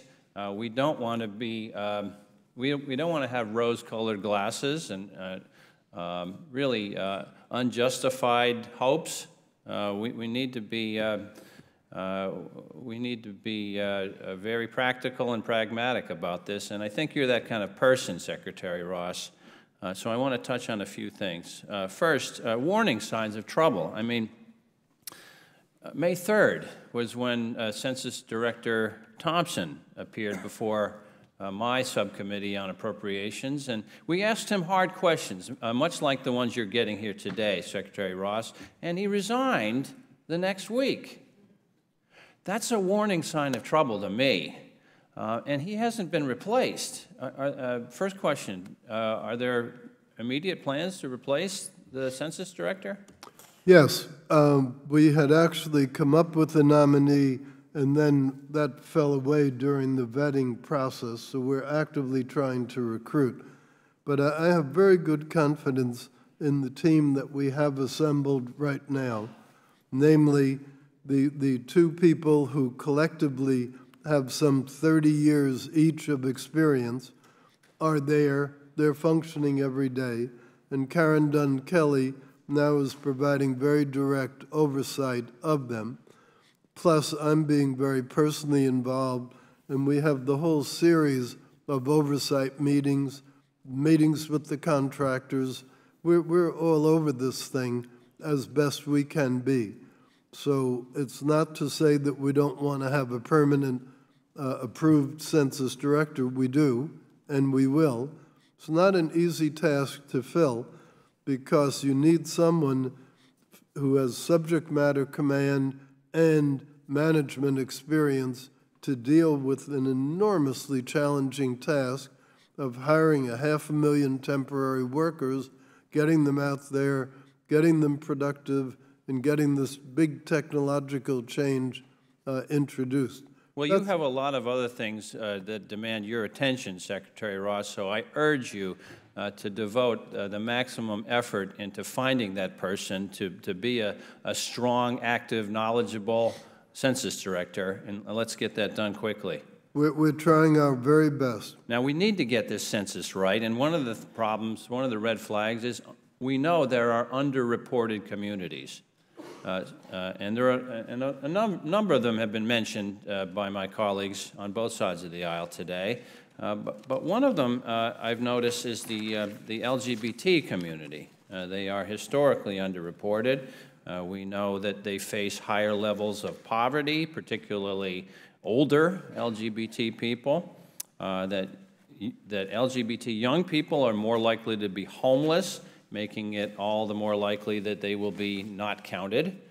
And in fact, the Census Bureau itself has recognized that the LGBT community is a hard-to-count population, yet the Bureau has declined to put questions about sexual orientation and gender identity into the census.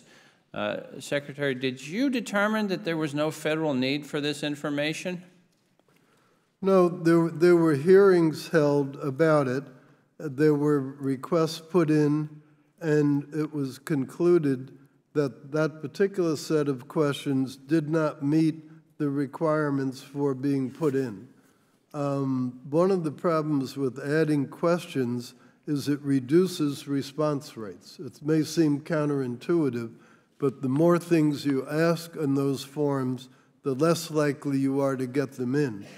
So there's a balancing act between more information and fewer responses. Secretary Ross, my time is up, but I want to associate myself with the hard questioning you got from my colleague, Congressman Heiss of Georgia. I urge you to devote a great deal of attention to the online, the self-reporting, increasing public confidence in the cybersecurity of this system, because as you've said yourself today, that's the cheapest way we get this job done, with the self-reporting, with the online work, and I urge you to devote a lot of attention to increasing the public's trust in the online system and giving them good reason to have trust in that system. And with that, I yield back, Mr. We share your concern. Thank you. The gentleman from Pennsylvania yields back. The gentleman from California is recognized. Sorry about that. The gentleman from Texas, I apologize. And I do want to say this in Will's defense. He was up several times ago and he let others go. So, Will, I apologize. You're up. And then the gentleman from California.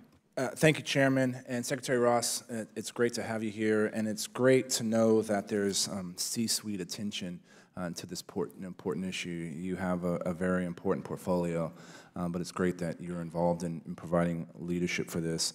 And I know you have inherited, I think the technical term is a mess, and I recognize and I appreciate your comments about how to prevent the next census from being in a similar position. So I appreciate that. And when some of your predecessors were here last time, there was a debate about whether the Census Bureau should develop a widget that uses the telecommunications backbone that the enumerator can put data in. And the question was, that widget already exists. It's called a smartphone. And I'm glad to know that the Census Bureau decided to use, I believe, smartphones. And my question around that is, have we discussed or have plans, have you and the CIO for the Census Bureau had some conversations around the security of whatever device is going to be used by the enumerators? Yes, we've had consultation not only within the department, but with Homeland Security, with FBI, with the intelligence community, with the overall CIOs in the government and in commerce. So we're building in the best firewalls and routers that we possibly can. But having said that, there's probably some 13-year-old kid in a garage somewhere trying to figure out how to penetrate it. So in today's world, you do your best, but you can't be 100% sure, unfortunately. You have to begin with the assumption of breach. I did this for a living. I never not got in. But the fact that there is, again, focus from your office on the security of these systems. And I know that there is 43 systems that have to be delivered for end-to-end testing in 2018. And only 4 of those have been delivered. I know there's been some conversations on that. And you know, my concern is the Bureau is going to have to get the authorizations to operate, the ATOs for each one of these systems. And I know some of these, a section of these 43 systems already have ATOs, but they're going to need to get new ones because the systems is evolving. And I'm curious in the strategy that you and your IT team have discussed on ensuring that we have those ATOs in time to protect those personally identifiable information, especially on those 33 systems that do have PII. Well, there are actually more than 50 systems that'll be involved, and then their uses are to update and maintain the address list to enable people to respond via the internet, to identify the households that have not responded in order to send interviewers to them, to manage the work of the interviewers, and to recruit and pay the field workforce.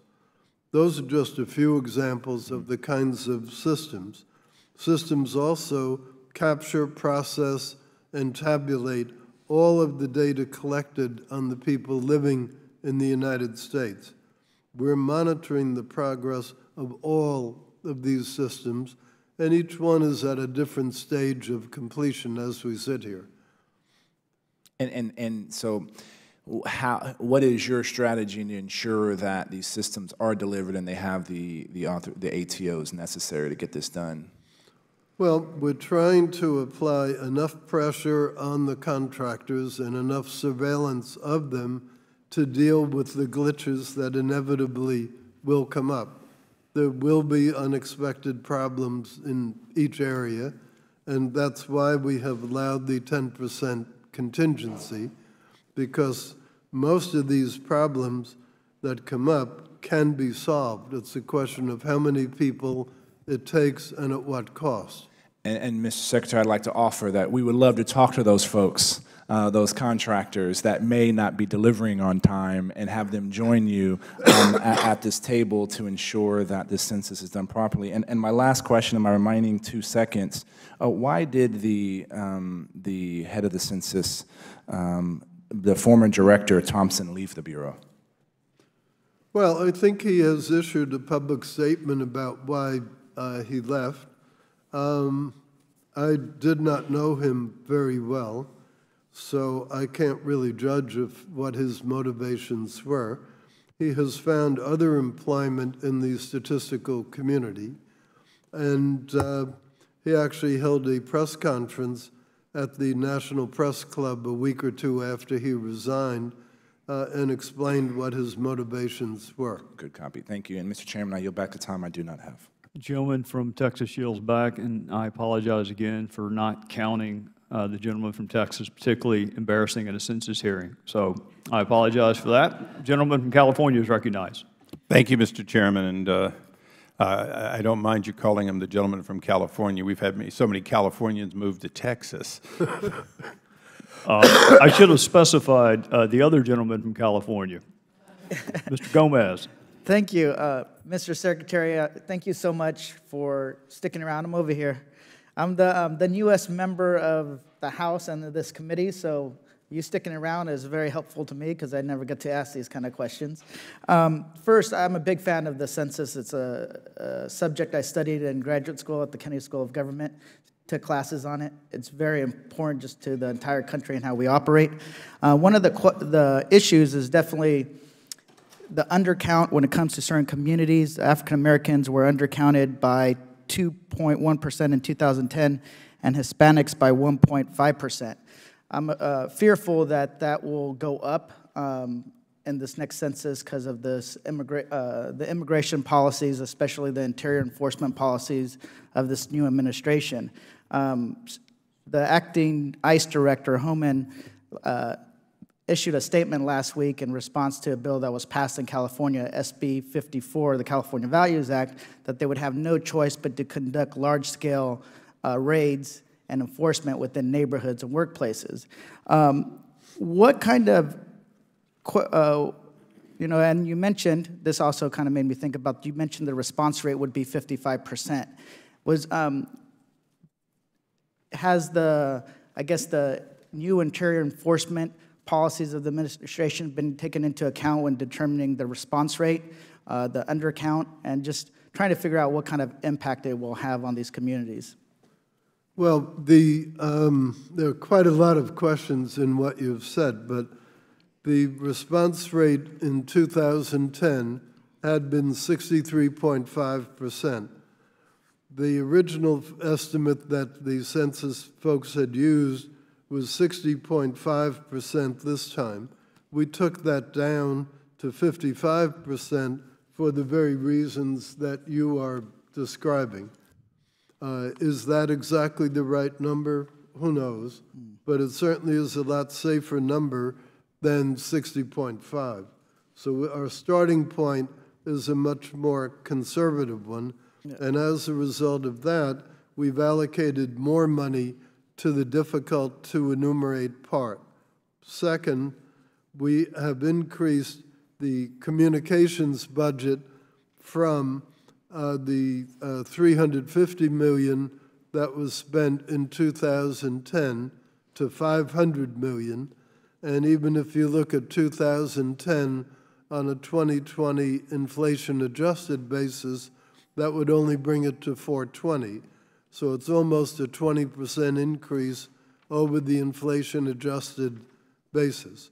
So we're increasing the communication is one thing. Second, we're spending $248 million on these partnership arrangements. That's over and above the $500 million that we're spending on communications. So if you add that all up, that's $750 million essentially devoted to outreach.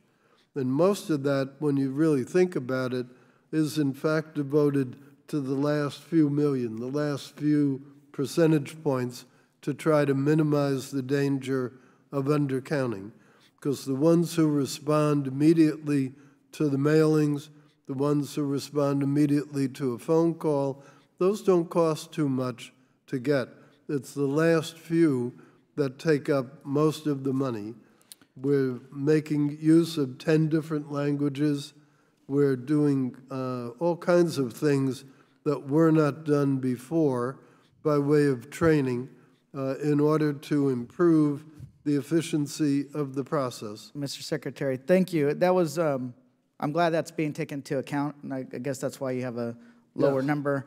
That's why the partnerships are so important. I noticed that you guys you mentioned that only 40 partnerships specialists have been currently budgeted. In 2000, there was 590, if that's correct. What's your goal on the number of partnerships for the 2020 census?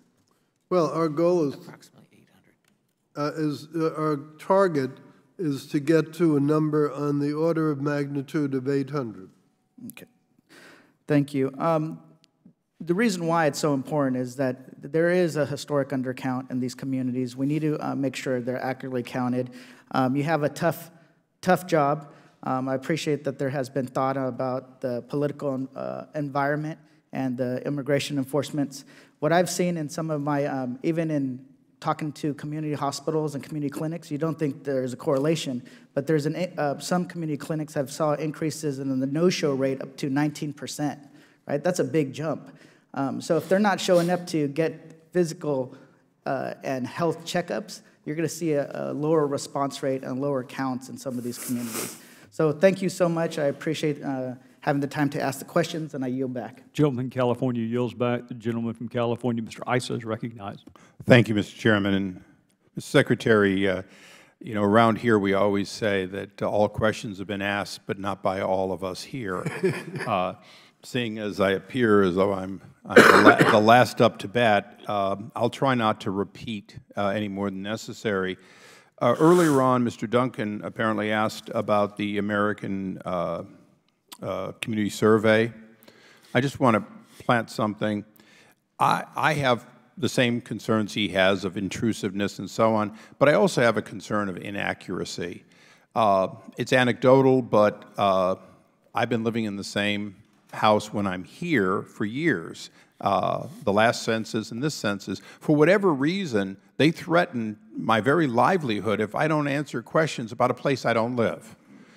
And so the absence of a targeting pursuant to the survey that would reasonably determine whether or not there is a resident.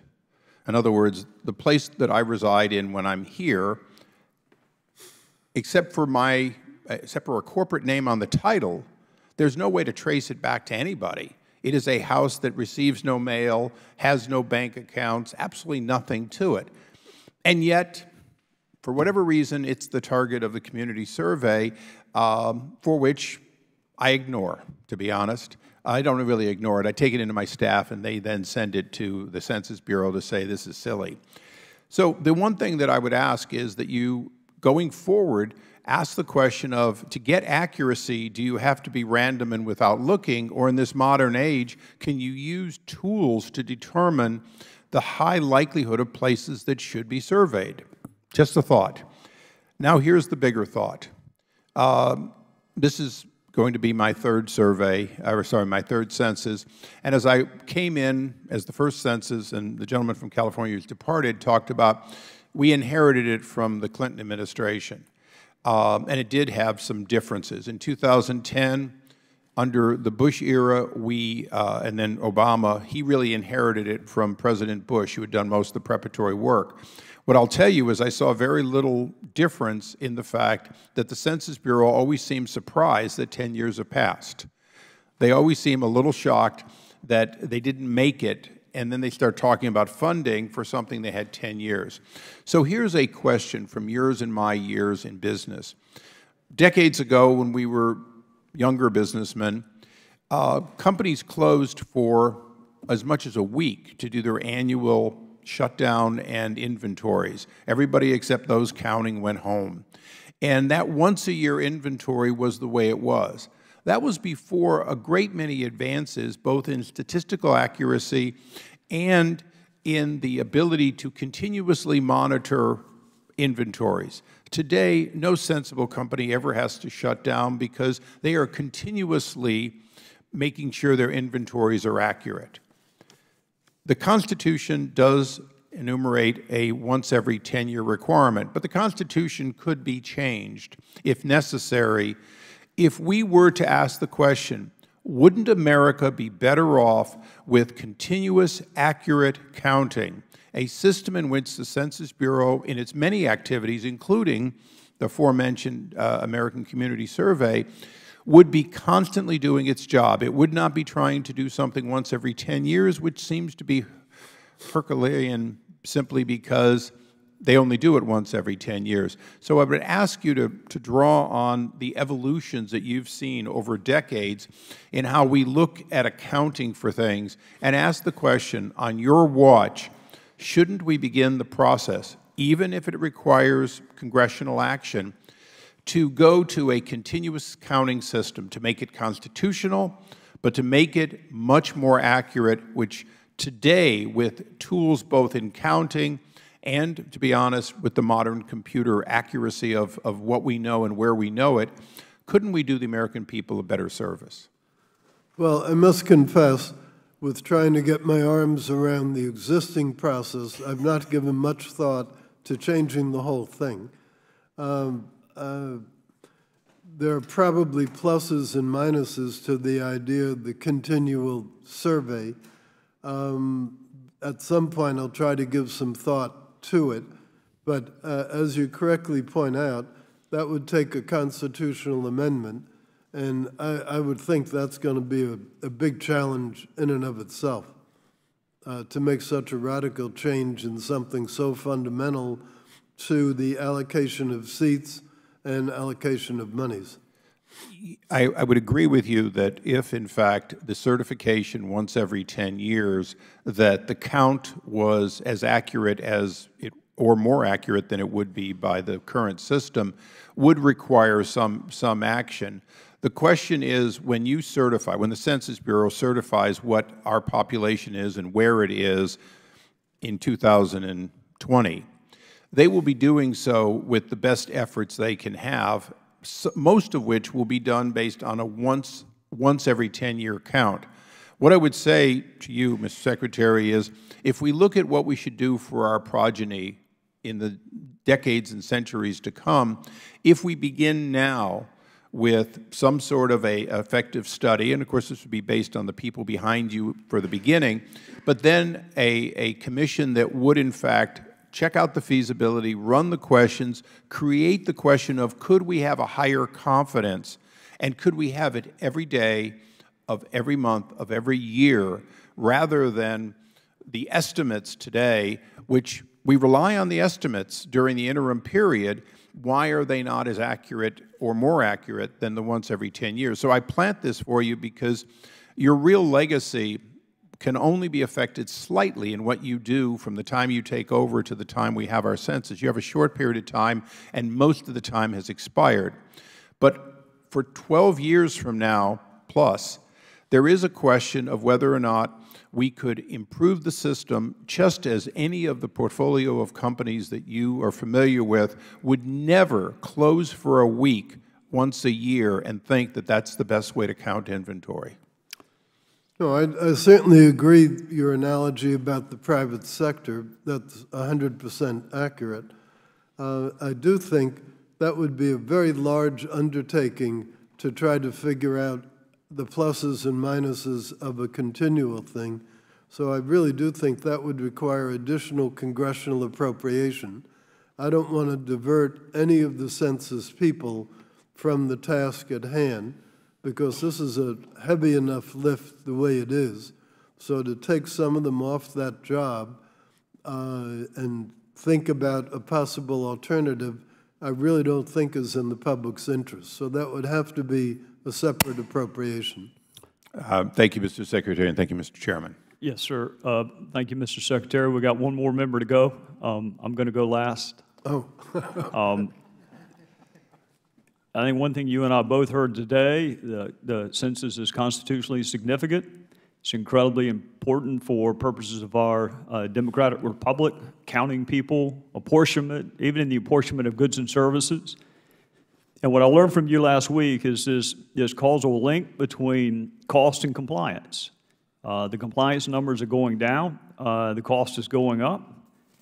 I don't remember a lot from my childhood because it was a long time ago. I do remember the seriousness with which my parents took the census. It was almost a form of public service, maybe not to the level of jury service, but it was important. So if you accept the belief that most of our fellow citizens would like to help, particularly in an area that's constitutionally significant and important and kind of fundamental to our form of government, what are the impediments to the compliance rate? How do we reverse the trend of our fellow citizens not voluntarily complying? Well, I can only speculate, but I'll give you a couple of thoughts on it.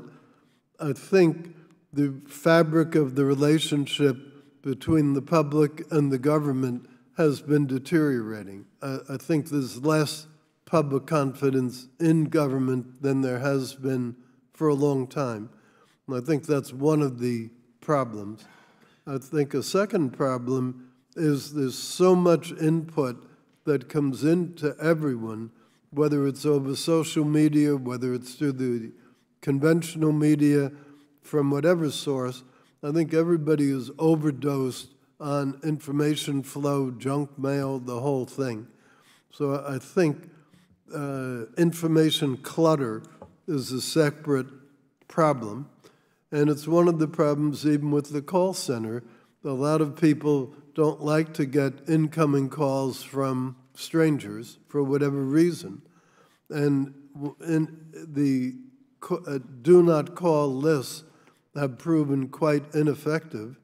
I find, even though I've only been in government a short while, I get these robocalls on my official government cell phone. I think if we want to get response rates improved, we have to get rid of a lot of the intrusions that people find in the normal course. I was astonished to get, I would say I probably get 2 or 3 junk calls a day on my official government cell phone. Well, we might ought to switch that number, and I'm happy to help you there if you want to get a different number. Maybe it won't help. I think you put your finger on something, the disconnect between the citizenry and the government and the lack of trust, which leads to the next 2 areas. I don't think people mind answering questions where they see the relevance. How many folks live in your household? That's directly relevant to apportionment and therefore redistricting and the provision of goods and services. I made a note, you said in response to one of my colleagues, that the more questions you ask, the lower the compliance rate is. And Absolutely. You use the word counterintuitive, and in fact, I think it's not counterintuitive. It makes perfect sense. The longer something takes me, the less likely I am to do it. The more intrusive I view it, the less likely I am to do it. Right. So there are 2 things. I don't want to dwell on the community survey because it's been touched upon by a number of my colleagues. It is not lost on me that American citizens can reject a jury trial. They can reject a lawyer. They can refuse to talk to the government. They can refuse to talk to law enforcement. They can refuse to vote.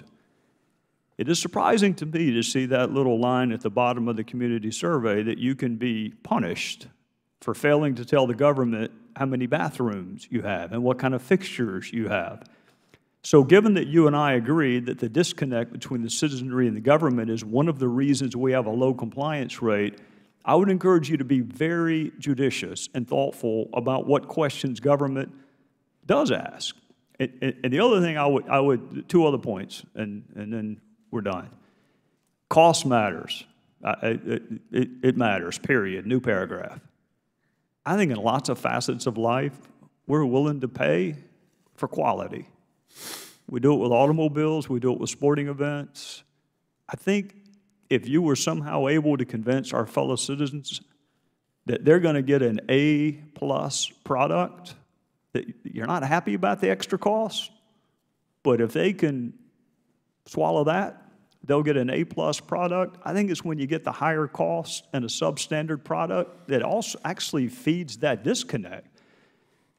So I don't know you well. You were kind enough to come over last week. I know nothing about your background, don't even know anything about your politics.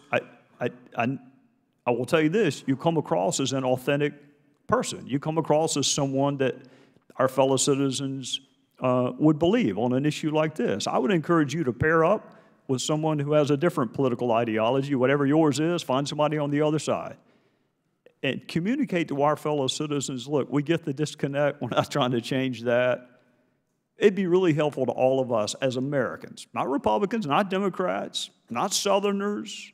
It'd be helpful as Americans if we got that compliance number up.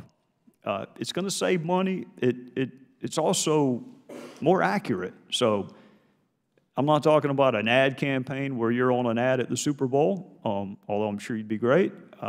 Just use the bully pulpit of being a cabinet level official to kind of reassure our fellow citizens that you want to do it the right way and you want it to be accurate and you could use their help.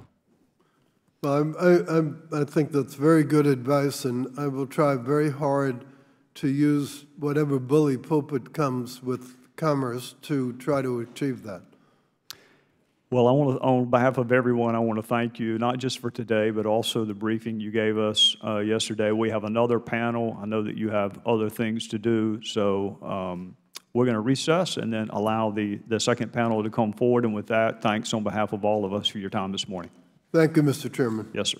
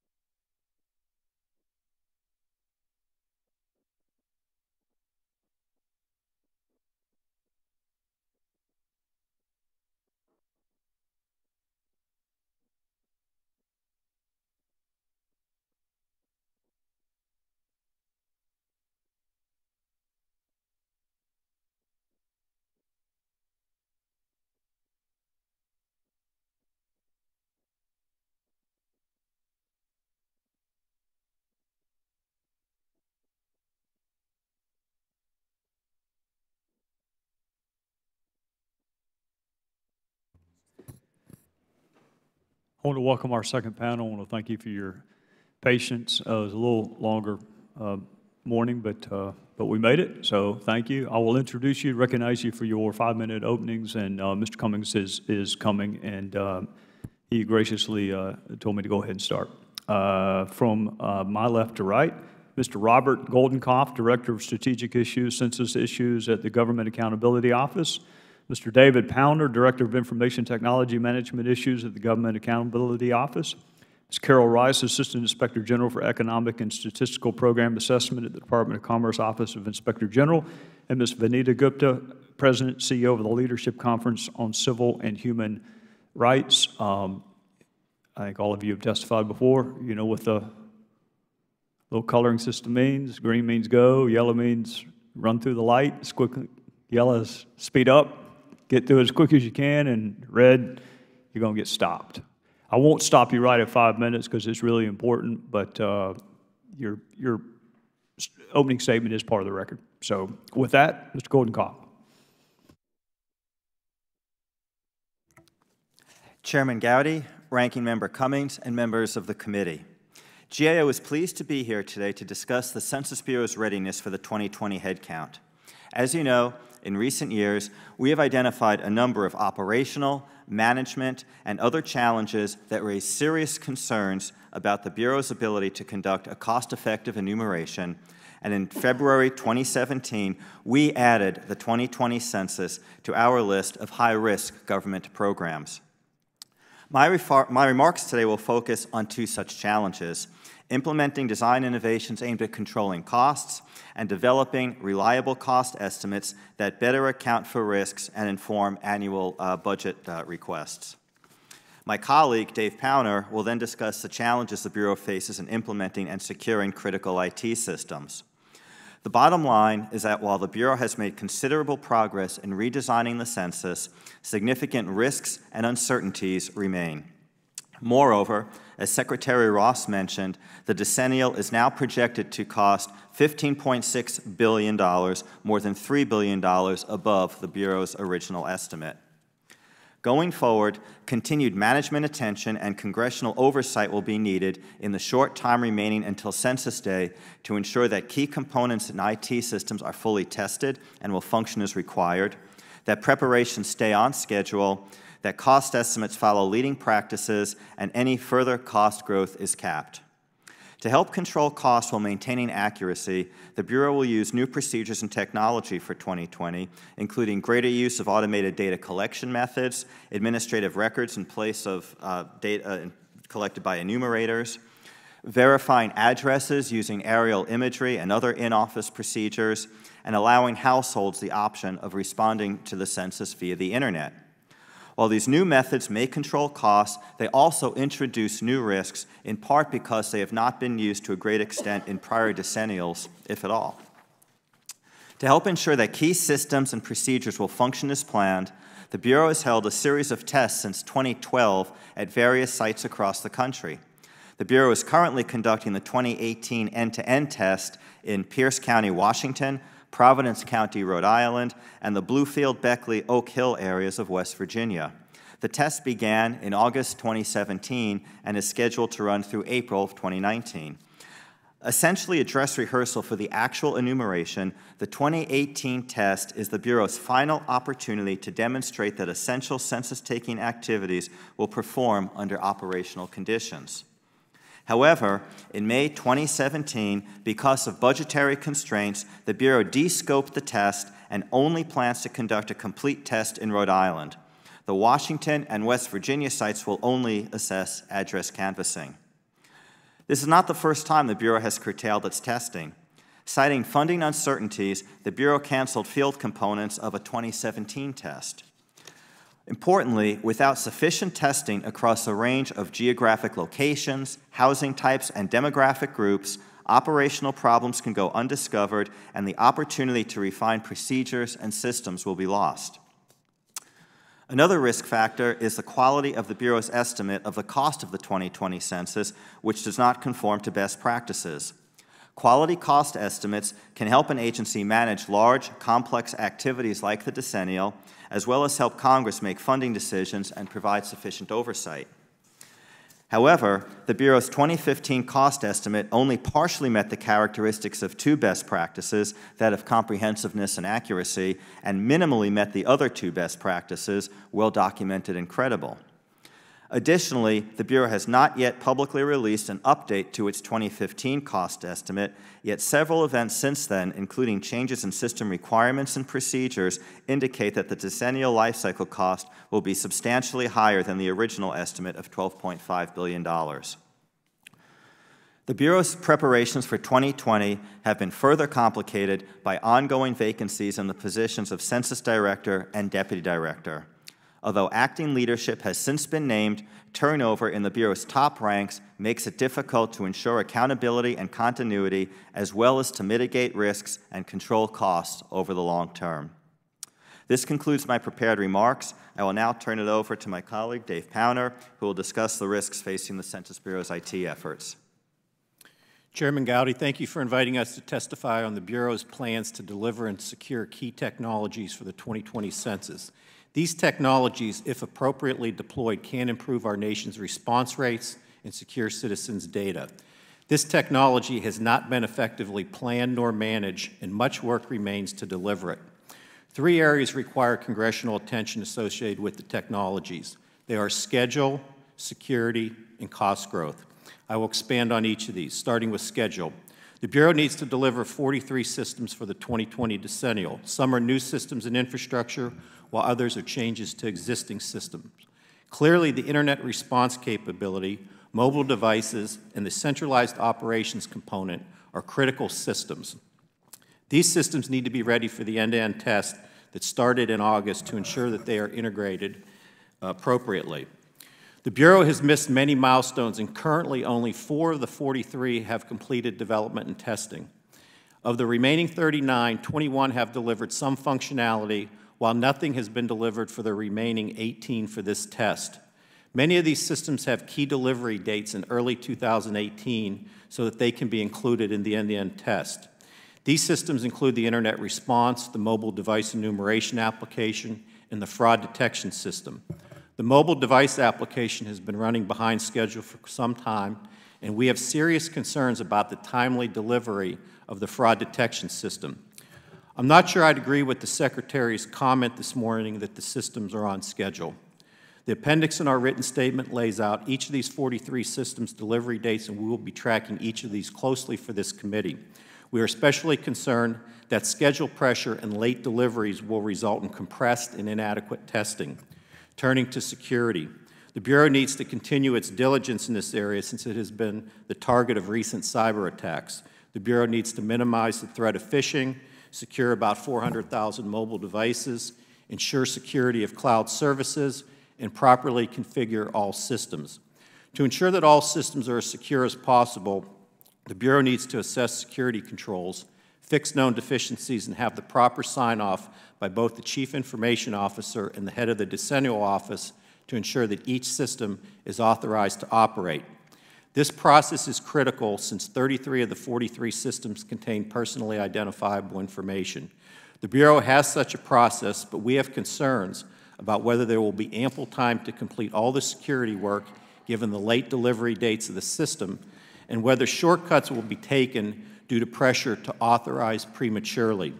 Right now, all 43 systems need to be authorized, reauthorized or authorized. This is a point that I think it's fair to say Congressman Hurt hammered home quite well. Finally, we have concerns about cost growth associated with these technologies and have had these concerns for some time. The SEDCAP program, as mentioned by Secretary Ross in his testimony, has overrun about $400 million and is now costing about $1 billion. Baseline IT costs seem to be changing constantly. The latest from the Bureau is that IT costs were about $3.4 billion, but this total did not include about $1.4 billion, bringing the total cost closer to 5, not 3.5. As mentioned by Secretary Ross, the new life cycle estimate includes this additional $1.5 billion that was previously unaccounted for. We will be tracking these costs closely because given the remaining work and past mismanagement, we remain concerned about cost growth in this area, even with built-in contingencies. In conclusion, schedule security and cost growth are major concerns that we will continue to monitor for the Congress. Mr. Chairman, thank you for holding this hearing and your oversight of the 2020 decennial. Ms. Rice. Good afternoon, Chairman Gowdy, Ranking Member Cummings, and members of the committee. I appreciate the opportunity to testify about the Bureau's 2020 Census Life Cycle Cost Estimate. We all support the Bureau's ultimate goal, to produce a high-quality census while minimizing costs. But over the last several years, we've produced a number of reports that have found weaknesses in how the Bureau allocates costs, collects cost data, and estimates costs for the 2020 census. My testimony today provides additional details about these limitations. First, we found that the Bureau's 2020 Census Life Cycle Cost Estimate cannot be validated. Second, much of our work throughout this decade reveals cost overruns, unaccounted for costs, and decreased cost avoidance. To the first point, the Bureau's cost estimate is not auditable. It takes into account more than 100 inputs, but when we tried to verify their accuracy during the 2014 census test, there was no supporting documentation. Additionally, we evaluated the interactive review portion of the in-office address canvassing operation and found that the estimate was derived from undocumented verbal conversations. This lack of documentation prevented us from auditing the estimated cost avoidance the Bureau reported to stakeholders. Similarly, we identified 3 instances where the Bureau's census tests failed to capture cost data that could validate and update the cost estimate. Both the 2014 census test and the 2015 address validation test intended to collect cost data in the field, but it didn't. Finally, during the 2015 census test, we found that the Bureau could not differentiate between the costs performing enumeration versus administrative activities. Therefore, it could not determine whether the new enumeration methods were more effective and more efficient than it was achieved by just reducing administrative burdens. We also reported weaknesses with how the Bureau accounts for cost. In auditing its process for implementing the FY14 budget cuts, we found that the Bureau recorded employee costs based on predetermined budget allocations instead of the actual hours worked. In addition, we found multiple instances where contractor costs were not charged to the correct activities. All of these accounting and estimation weaknesses prevent the Bureau from making informed decisions. Second, we are concerned about cost overruns, unaccounted for costs, and decreased cost avoidance. For example, the Bureau initially projected spending $656 million for the SEDCAP program, and now it's estimated at $965, and I think based on what the Secretary just said, it will be even higher. One audit of our audit of the Bureau's address canvassing test also found substantial overruns. The Bureau estimated that spending for in-office address canvassing would be $44 million between FY16 through 19, but our review found it would cost nearly 3 times that amount at $125 million. Finally, our evaluation of the 2016 census test identified unaccounted for cost with the redesigned NERFU operations. We found that the operational control system allowed enumerators to make more NERFU contact attempts than the cost estimate accounted for. So the expectation was they would go up to 6 times, and we found them going many, many more times. We are also concerned about the increased unresolved rate. As observed in the test, the potential need to expend additional resources that are not currently accounted for in the Bureau's cost estimate. In conclusion, we applaud the Census Bureau for undertaking several major initiatives to modernize its decennial operations. We recognize that not all of the innovations will perform as expected and that some of the 2020 cost savings may not materialize. However, for stakeholders to have confidence in the cost estimate, the Bureau must strengthen its cost accounting processes by documenting inputs and capturing and tracking all project costs correctly. I'm encouraged by the recent efforts to improve the life cycle cost estimate. The Bureau has started linking documentation to the variables in its estimate, and as we've just heard, the Secretary's task force worked closely with the Bureau to improve that estimate. We are looking forward to reviewing that final product. So thank you very much for inviting me, and I'm pleased to answer any questions. Thank you, Ms. Rice. Ms. Gupta. Chairman Gowdy, Ranking Member Cummings, and members of the committee, thank you for inviting me to be here today. The Leadership Conference on Civil and Human Rights is a coalition of more than 200 national organizations and has been deeply engaged in the last several cycles of the decennial census. The Leadership Conference shares this committee's concerns and interest in a modern, secure, and cost-effective 2020 census. Technology can facilitate easy and less costly participation in the census. However, to uphold its constitutional duty and ensure an accurate and fully inclusive count, Congress must allocate sufficient resources to count historically undercounted communities as well as easier to count communities. It must also provide funding for comprehensive risk management and preparations for real-time backup methods and operations.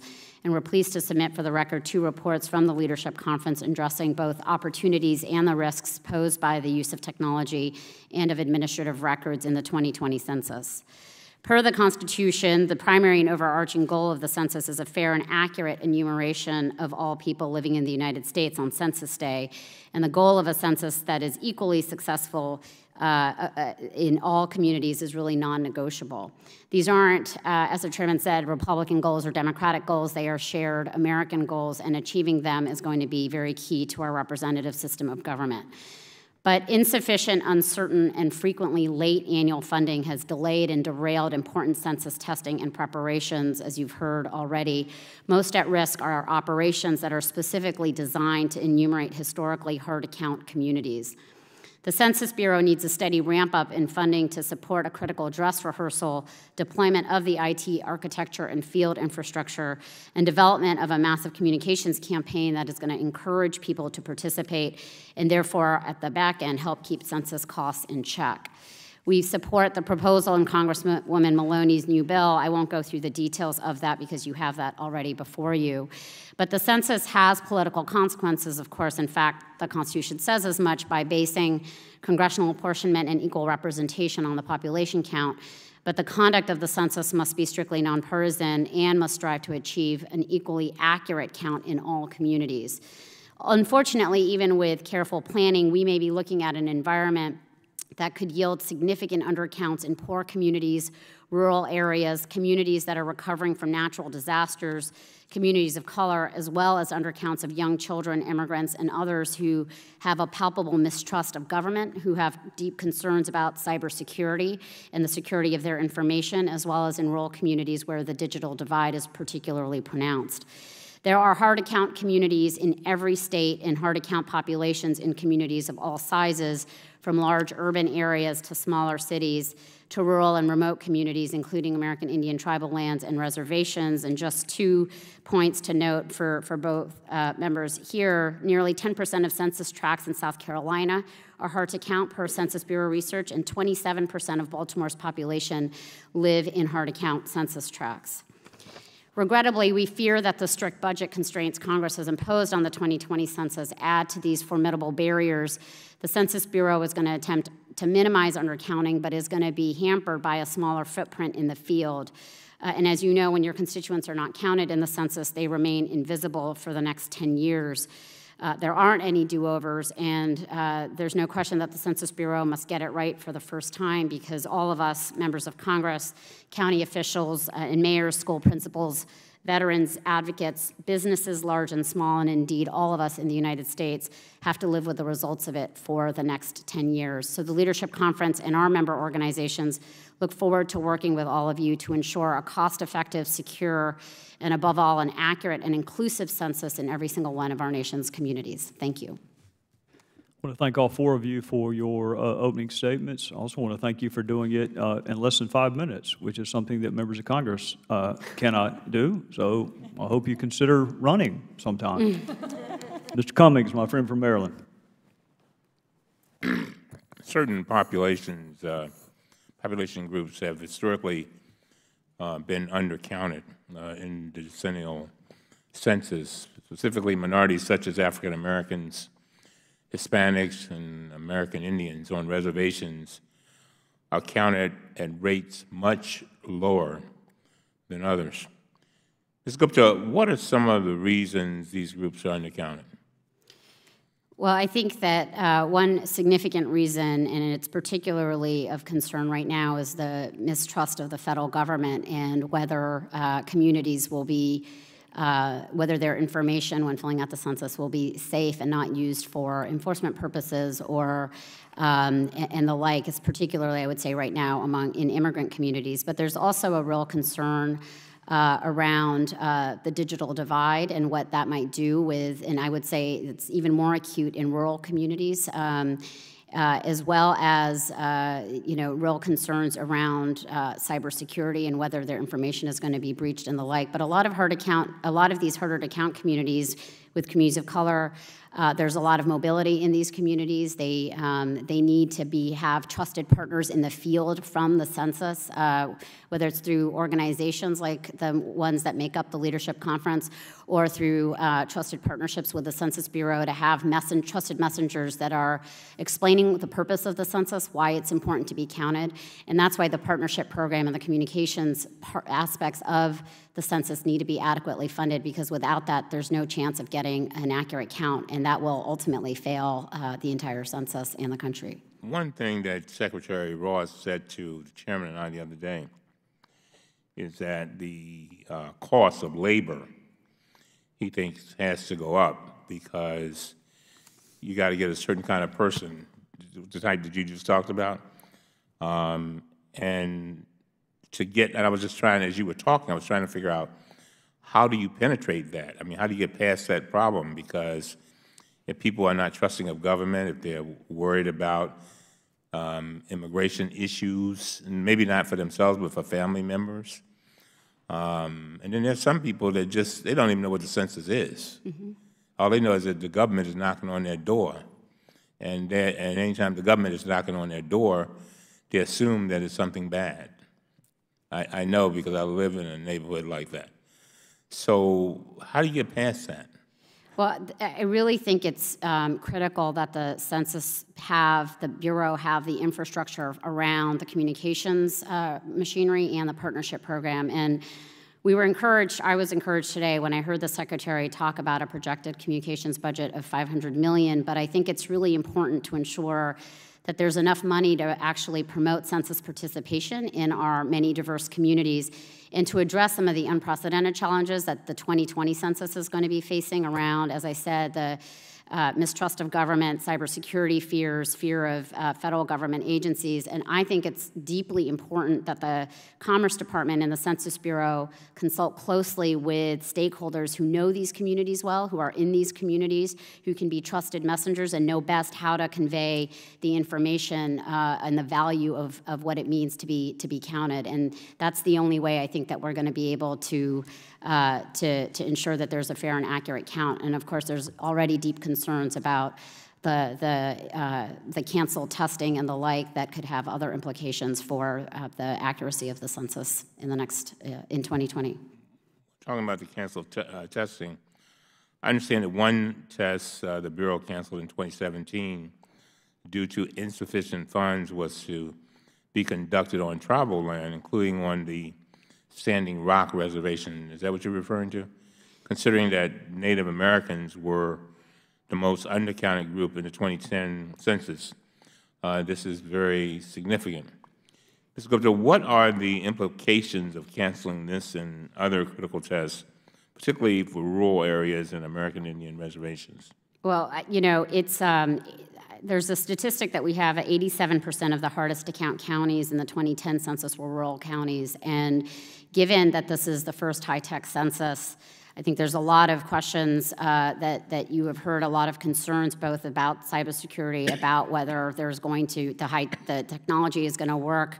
While obviously we all want a modernized census, you have to be able to test it, and testing it in rural communities as well as in hard to count communities is going to be really important to be able to actually get it done in 2020. And the fact that they canceled because of insufficient funding 3 out of 4 of the census test runs, end-to-end test runs, is really of great concern around, and it will hamper this lack of preparation. Could very well hamper the accuracy and fairness of the census count in 2020. With the chair's indulgence, I just have one last question. The alleged cost savings of such cancellations are, as they say, penny wise, but pound foolish. Mr. Goldenkopf? Yes.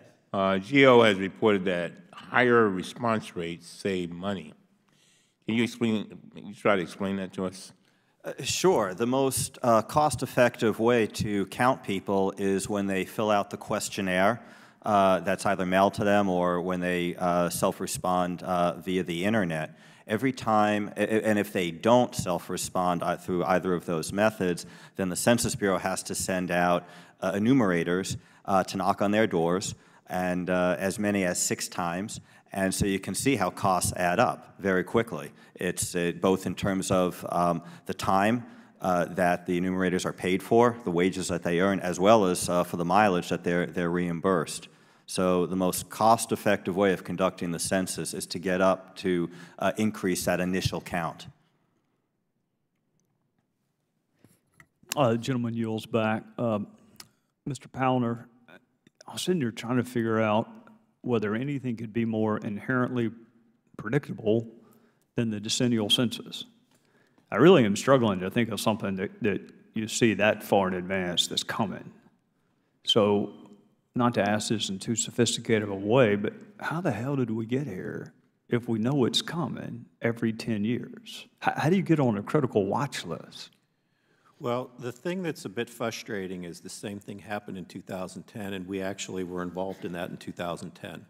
So that's when we canceled the handheld project. This committee held multiple hearings on the overruns there and the eventual cancellation.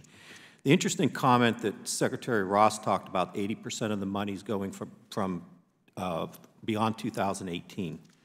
From an IT perspective, that should not be the case. We should start early, plan more appropriately, get the right contracts in place, and deliver. What happens with the decennial historically, and it's going to happen again, can we get this done late and secure it late? Yes. But you know what it's going to be? It's going to be a higher cost. You pay a premium for doing everything late. I would have major concerns about the 15.6 and still hitting that, even with the 10% when you look at the IT management of this. The thing that's good is having the Commerce Department's governance and oversight, I think will greatly help, but we still haven't changed the basic management of how we're doing things at the Census Bureau. So we would still have concerns about additional cost overruns going forward. But it's not acceptable that we repeat the same sins of the past that we do every 10 years with the decennial. It's really hard to explain to the same people that you're trying to convince to voluntarily comply. Which leads to my next question. What are the impediments, Mr. Goldenkopf? What are the impediments to what I call voluntary compliance, although I'm sure that's not the right technical term? Sure. There are a number of barriers. One that was already mentioned was just declining civic engagement. People are increasingly disconnected from the government. So that requires trust, building trust between the Census Bureau and the public. There's also a cultural divide. When, and was already mentioned too, when the government comes knocking on your door, the census is sometimes seen as not something that's done for you or on your behalf. It's sometimes seen as something that's done to you. It's not always seen in a positive light. Then there's structural barriers, people living in makeshift housing, non-conventional housing, people doubling up, people living in basements and converted attics. So they're just physically hard to find. There are language barriers out there, so just reaching those folks is difficult as well. And this is why all this upfront work is so important and why the Census Bureau is at the point that it is right now. It's very difficult to make up for either funding that was not provided or time that's already elapsed. You can get behind the curve very quickly. Well, accepting the fact that we can't do all of the pre-planning for 2020 that needed to be done in 2012, 2013, so the best we can do is the 2030 census there with specific reference to the 2020 that's coming up. If I heard the testimony right, there's an opening in the Census Director's office. So I'm going to start with Ms. Gupta. If you were the Census Director, you got to do one thing, you got to do it today, upon the chance that Mr. Ross or his folks may be listening, what is the single most important thing you would do today for the 2020 census? it's hard to say a single thing. I think a couple things need to happen all at once. The IT infrastructure needs to be tested clearly for all of the reasons that have been previously stated. And I think that the partnership and communications campaigns need to be out there starting in the next couple of months. They've got to ramp up this whole infrastructure in order to really educate folks about why it's important to be counted and to overcome some of the real concerns around mistrust in government and cybersecurity. And so, I want to add that when the Secretary was testifying, he said that he anticipated 800 partnership specialists, which is well below the 2010 number of 3,800. And so those plans are still inadequate. And I just think that right now there is a lot of concern that the hardest to count communities are not going to be adequately counted, and that will result in a failed census even with the $1.6 billion if allocated. And so there has to be an immediate investment in that infrastructure and kind of real planning around it, just as there is with the IT. Ms. Rice, what's the single most, or two if you want? What needs to be done today, given the fact that we can't change the lack of pre-planning? I really think the IT infrastructure has to be in place. We don't want to be in a position where we were in 2010 when they had to revert to a paper-based operation at the last minute.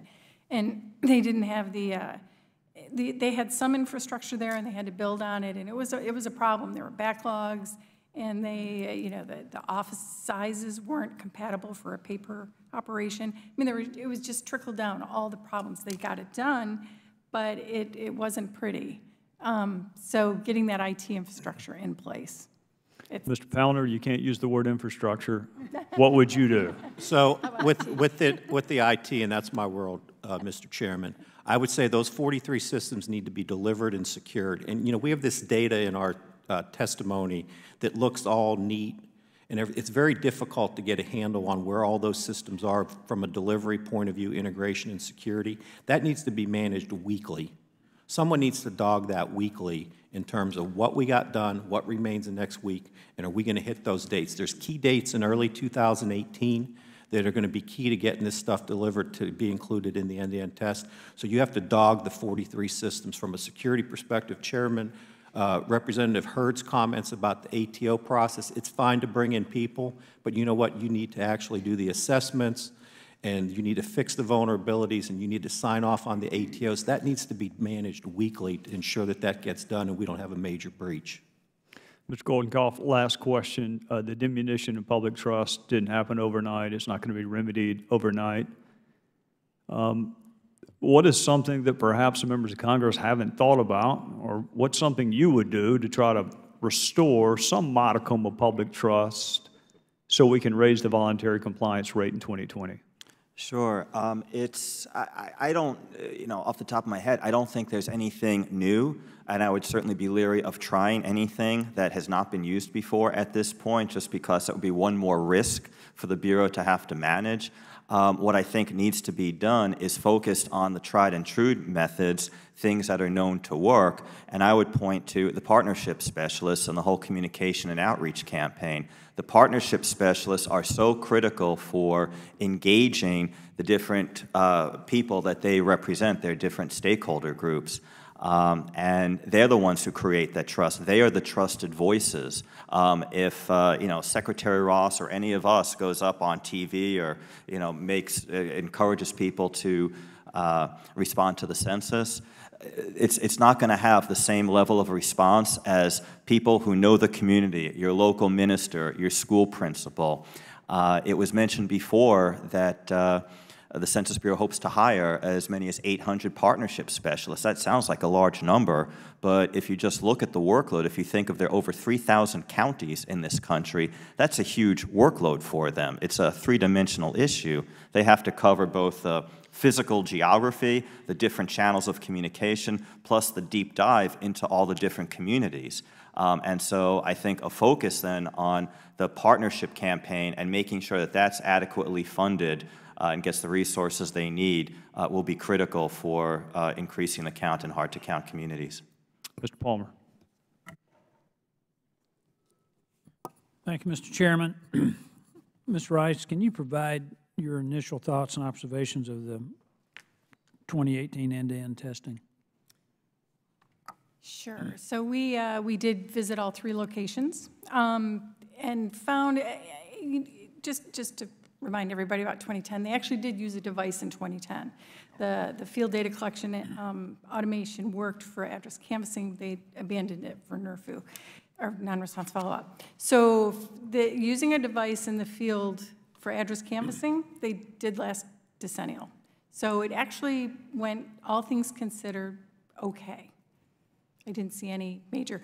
Was there any aspect of the testing stand out to you as raising any potential issue for future address canvassing? We did think that in the rural areas, there's something called an optimizer that sends the lister to a location, that it wasn't as efficient as maybe it could have been. We're trying to look into that as to find out why, but there were some folks traveling a couple of hours to get to locations, which seems fairly inefficient. Well, your office raised some issues. You actually published a report questioning the Bureau's in-office address canvassing cost estimates, and as well as warning that an increase in the infill canvassing could increase cost. Will the percentage of addresses sent for infill work during the testing be a factor in your review as you consider that issue? Yes. So the in-office address canvassing basically determines whether something, a block looks like it grew or changed. So if indeed the results don't show that process worked very well, there will be more in-field address canvassing, and that will raise costs. The Bureau is in the process of putting out a study to show the effectiveness of in-office address canvassing. We too plan on trying to look at that to see how well it worked, because that is a concern. If in-office address canvassing isn't predicting the in-field workload, that can be a problem. And it can. Was that part of the increase in the cost estimate? Is that already taken into account? Is that going to be in addition to what they're saying we're needing now? Yeah, my understanding is because the in-office address canvassing consisted of 2 pieces, the interactive review, which was satellite imagery, and then the second part was an active block resolution where they take the results from the imagery and try to find the households. They canceled the active block review, and those housing units will now go into in-field address canvassing. So that will create an increase. Mr. Golenkoff, in panel 1 with Secretary Ross, it got a little intense in some of the questions that we're asking. And part of the issue is that the Census Bureau has, I think, pretty evident a poor track record in addressing flaws and problems that have been identified by the OIG office and the GAO. Would you like to enlighten us a little bit on this relationship between your office and the Census Bureau and their willingness to follow up on the things that you've suggested? Sure.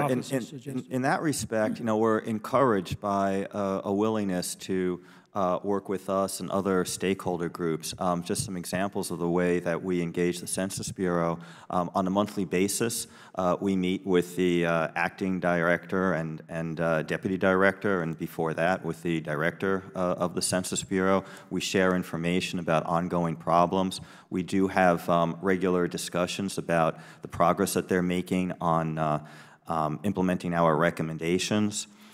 They're much more transparent than they used to be. I've been involved with census issues since 1997, and there really has been a sea change in terms of the culture at the Census Bureau and their willingness to work with outside groups.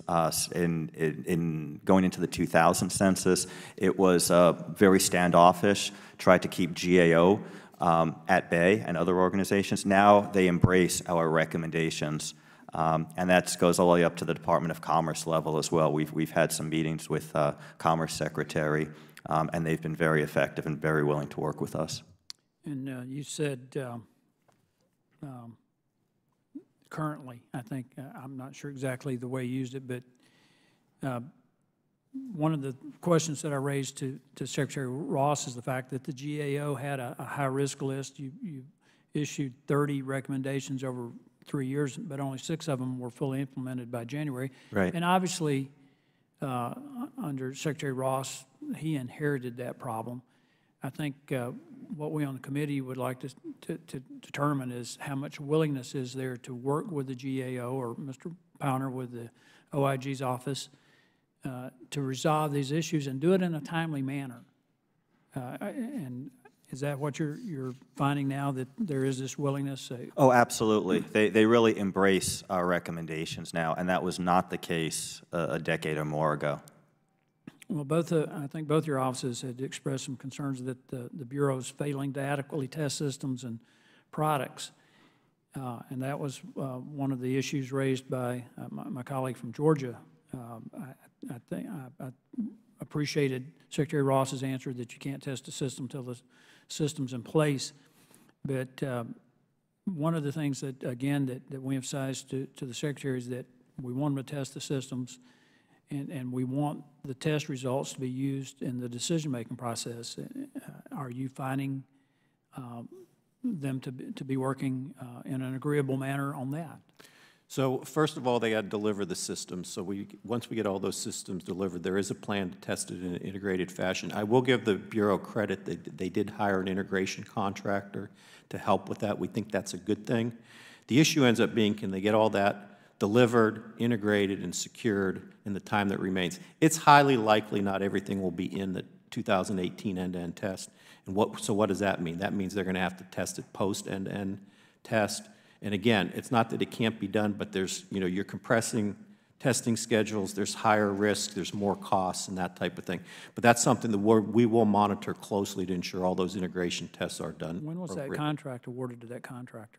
Pardon me? When did they award this contract to the contractor? That would have been in the summer of 16. Is there a particular reason why they can't get the work done so that it could be tested pre-census? Well, they're trying to get it done so pre-census. I mean, they're working hard to get that done. That integration contractor is relying on other contractors to deliver their systems. And again, we missed milestones. We had some late starts, and they kind of inherited a bad problem. So they're kind of coming in to mop up. Well, I appreciate your willingness to come before the committee today and answer our questions. With that, Mr. Chairman, I yield back. Gentleman from Alabama yields back. On behalf of all the members of the committee, I want to thank you for your time today, for your expertise and your commitment to an accurate census in 2020. The hearing record will remain open for 2 weeks for any member to submit written opening statement or questions for the record. If there's no further business, thank you again for your testimony today, and we are adjourned.